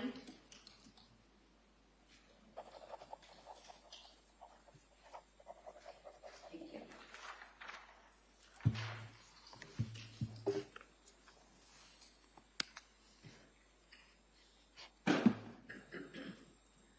That Monday, after her parents had gone home to Connecticut, so Monday the 23rd of January, did Cora and Dawson go to school? Yeah. And do you recall Lindsay picking them up that afternoon? Yeah. When Lindsay returned home with Cora and Dawson, did she discuss with you that Cora was having some stomach issues at school? Yeah. And were you familiar with the stomach issues that Cora had been having? Yeah. And did you have an idea of what was causing those stomach issues? Yeah, it wasn't unusual. She was embarrassed to go to the bathroom at school, so she just held it all day. Okay. And so this was a common occurrence? Yeah. And were you aware that Cora had her 5-year physical scheduled for the next day, Tuesday the 24th? No, I didn't know that was already scheduled. I thought she called it in and set it up. So yeah, it's news to me. Okay. So would it have been Lindsay who would make those kinds of appointments, the physicals and all of that? She usually handled that, yeah. Okay. And going to Tuesday, January 24th, 2023, were you working that day? I'm sorry, you said on the 24th? Yes, Tuesday Yeah. the 24th. Yeah. That morning was Cora's doctor's appointment at 8 a.m.? Yeah. And who took her to the doctor's appointment? Lindsay. And did anyone have to go with her, or did she drive herself and Cora there? It's just Lindsay and Cora. And you were home with the boys, is that right? Yeah. And while you're with the boys and Lindsay's with Cora at the doctor's, are you sending text messages and photos back and forth? Yeah. And why did you send a photo of Dawson to Lindsay that morning? Because he dressed himself completely for the first time. And he was excited about that? Yeah. And did she respond back with a photo of Cora? Yeah.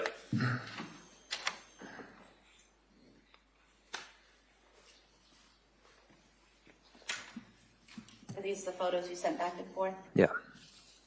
I could have the photo of Dawson as the next exhibit and the photo of Cora as the following. All right, they may be admitted.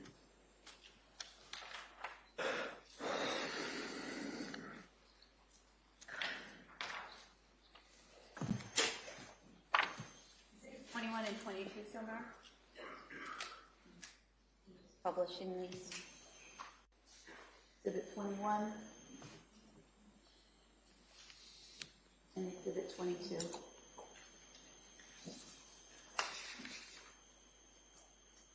And while you were texting with Lindsay back and forth, were you able to understand her text messages? Yeah. Did she seem to understand yours in response? Yes. Did she return home? Yes. And do you recall around what time she got home that morning? 8:30. And once she got home, what did you do? I think I got ready for work. And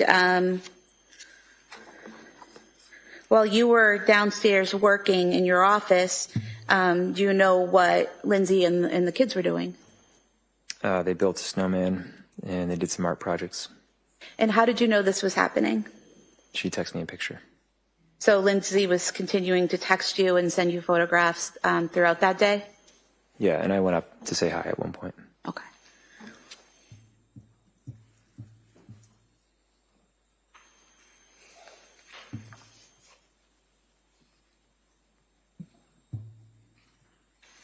First, I just want to show you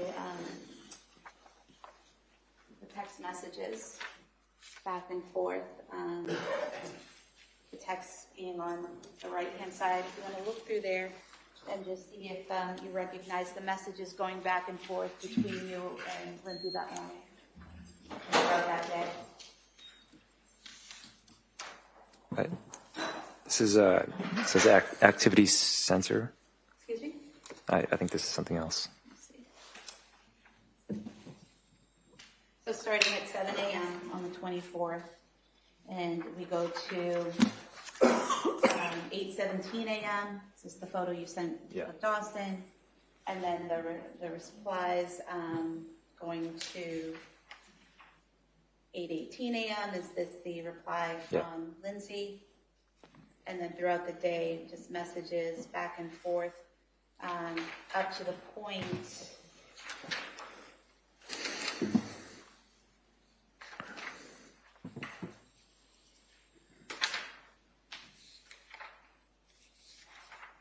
Page 940, where Lindsay's sending you the photos of the kids in the snow. Is that correct? Yeah. Okay. We could have the text messages marked as the next exhibit. All right, it may be admitted. Exhibit 23.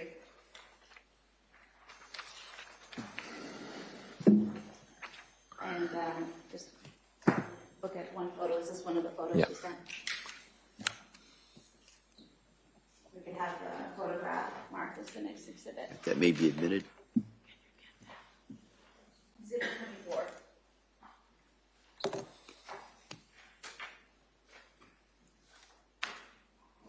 How often do you think or do you remember going upstairs that day to interact with Lindsay and the kids? Once or twice. It was a busier day than usual. And when you did come up to interact with them, how was Lindsay's mood? She seemed happy. Happy? And how could you tell that? What was she doing? She was playing with the kids, and she seemed in a good mood. At any point during that day when you came up or while she's texting you, did she tell you she was having suicidal thoughts? No. Did she tell you she was having thoughts of harming the kids? No. Did she ask for help or anything that caused concern? No, she was having one of her best days. One of her best days? No.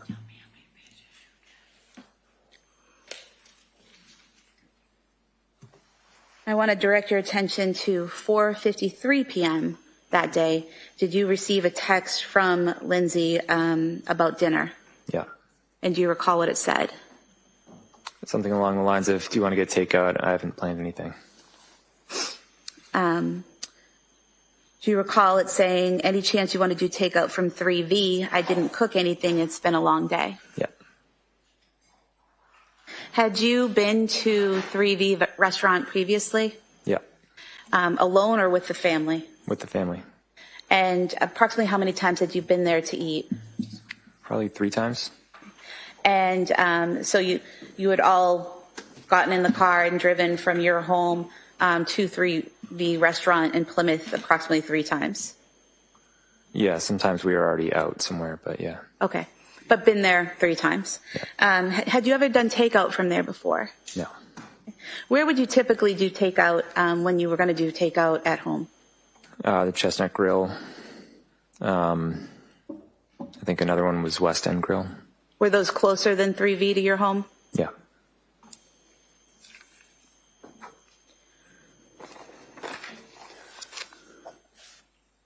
So Lindsay suggested 3V and you agreed, is that correct? Yep. Okay. Did she send you another text at 4:56 p.m.? asking you to take a look at the menu? Yeah. And did you send a text at 5:06 p.m. About Callan? Yeah, I asked if he had taken a nap. And did she respond? Yeah. And what was her response? That it was a shorter nap and he was awake. And at that time, did you also send a separate text asking what she was getting at 3V? Yeah. And what was her response? I don't remember what she ordered. Do you recall a Mediterranean power bowl? Yeah, that sounds right. And did she ask you what you were getting? Yeah. And at 5:08 p.m., did you respond? Yeah. And what did you tell her? I forget what it was. Do you recall scallop and pork belly risotto? Yeah. That was it? Yep. Who called in the order to 3V? Lindsay. Once the order was placed, what did you do? I came upstairs. I took Callan for a minute, and I rocked him by my knees, kissed Cora on the head, and I said, "I'll be right back." And what was Dawson doing when you were leaving? He was eating chicken nuggets on the couch. And do you recall if he was using a bowl or a plate? It was a bowl.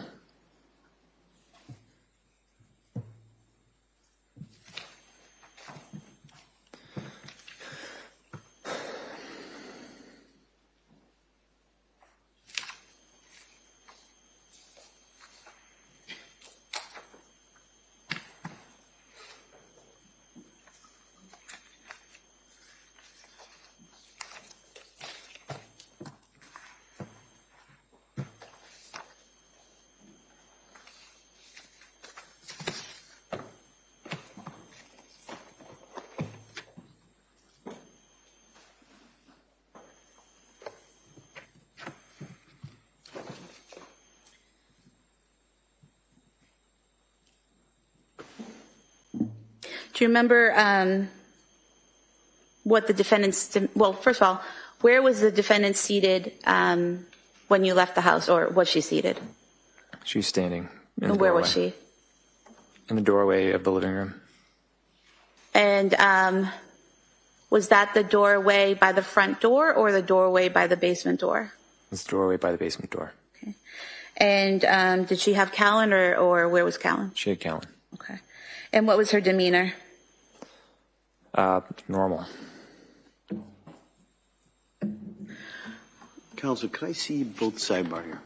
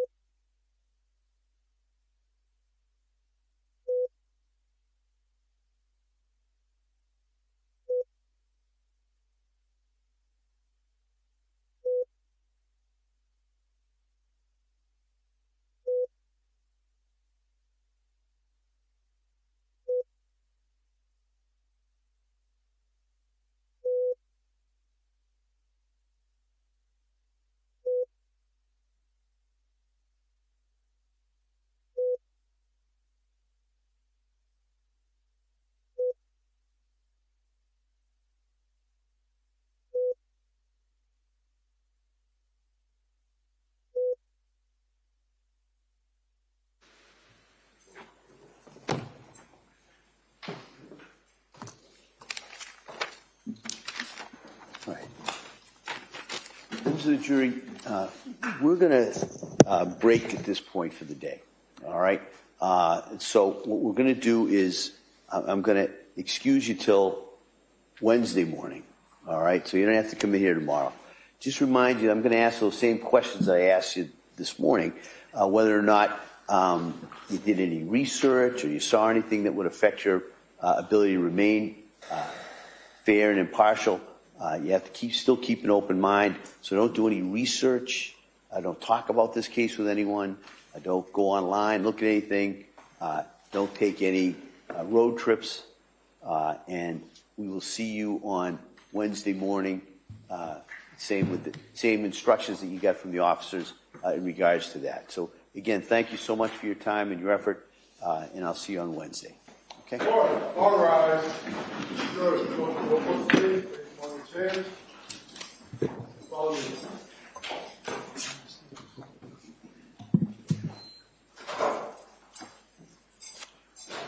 You're all set.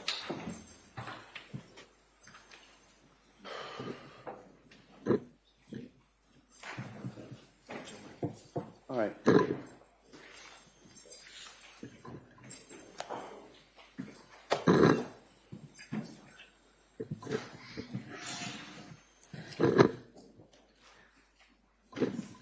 Jurors of excellent report. This court's in session. Please be seated. Counsel, anything else we need to address before Wednesday? I'm not sure if you want to discuss the view. Oh, yeah, let me see it, Counsel, over here.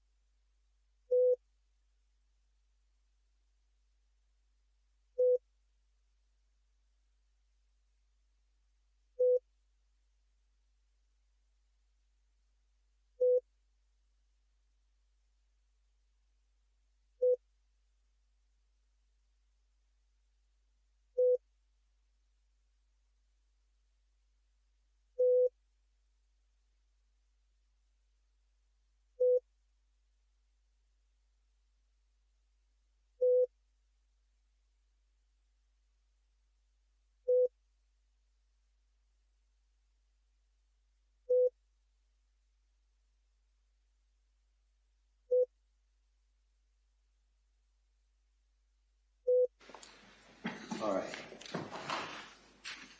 I want to thank everyone. And so we're going to be in recess on this matter until Wednesday at 9 a.m.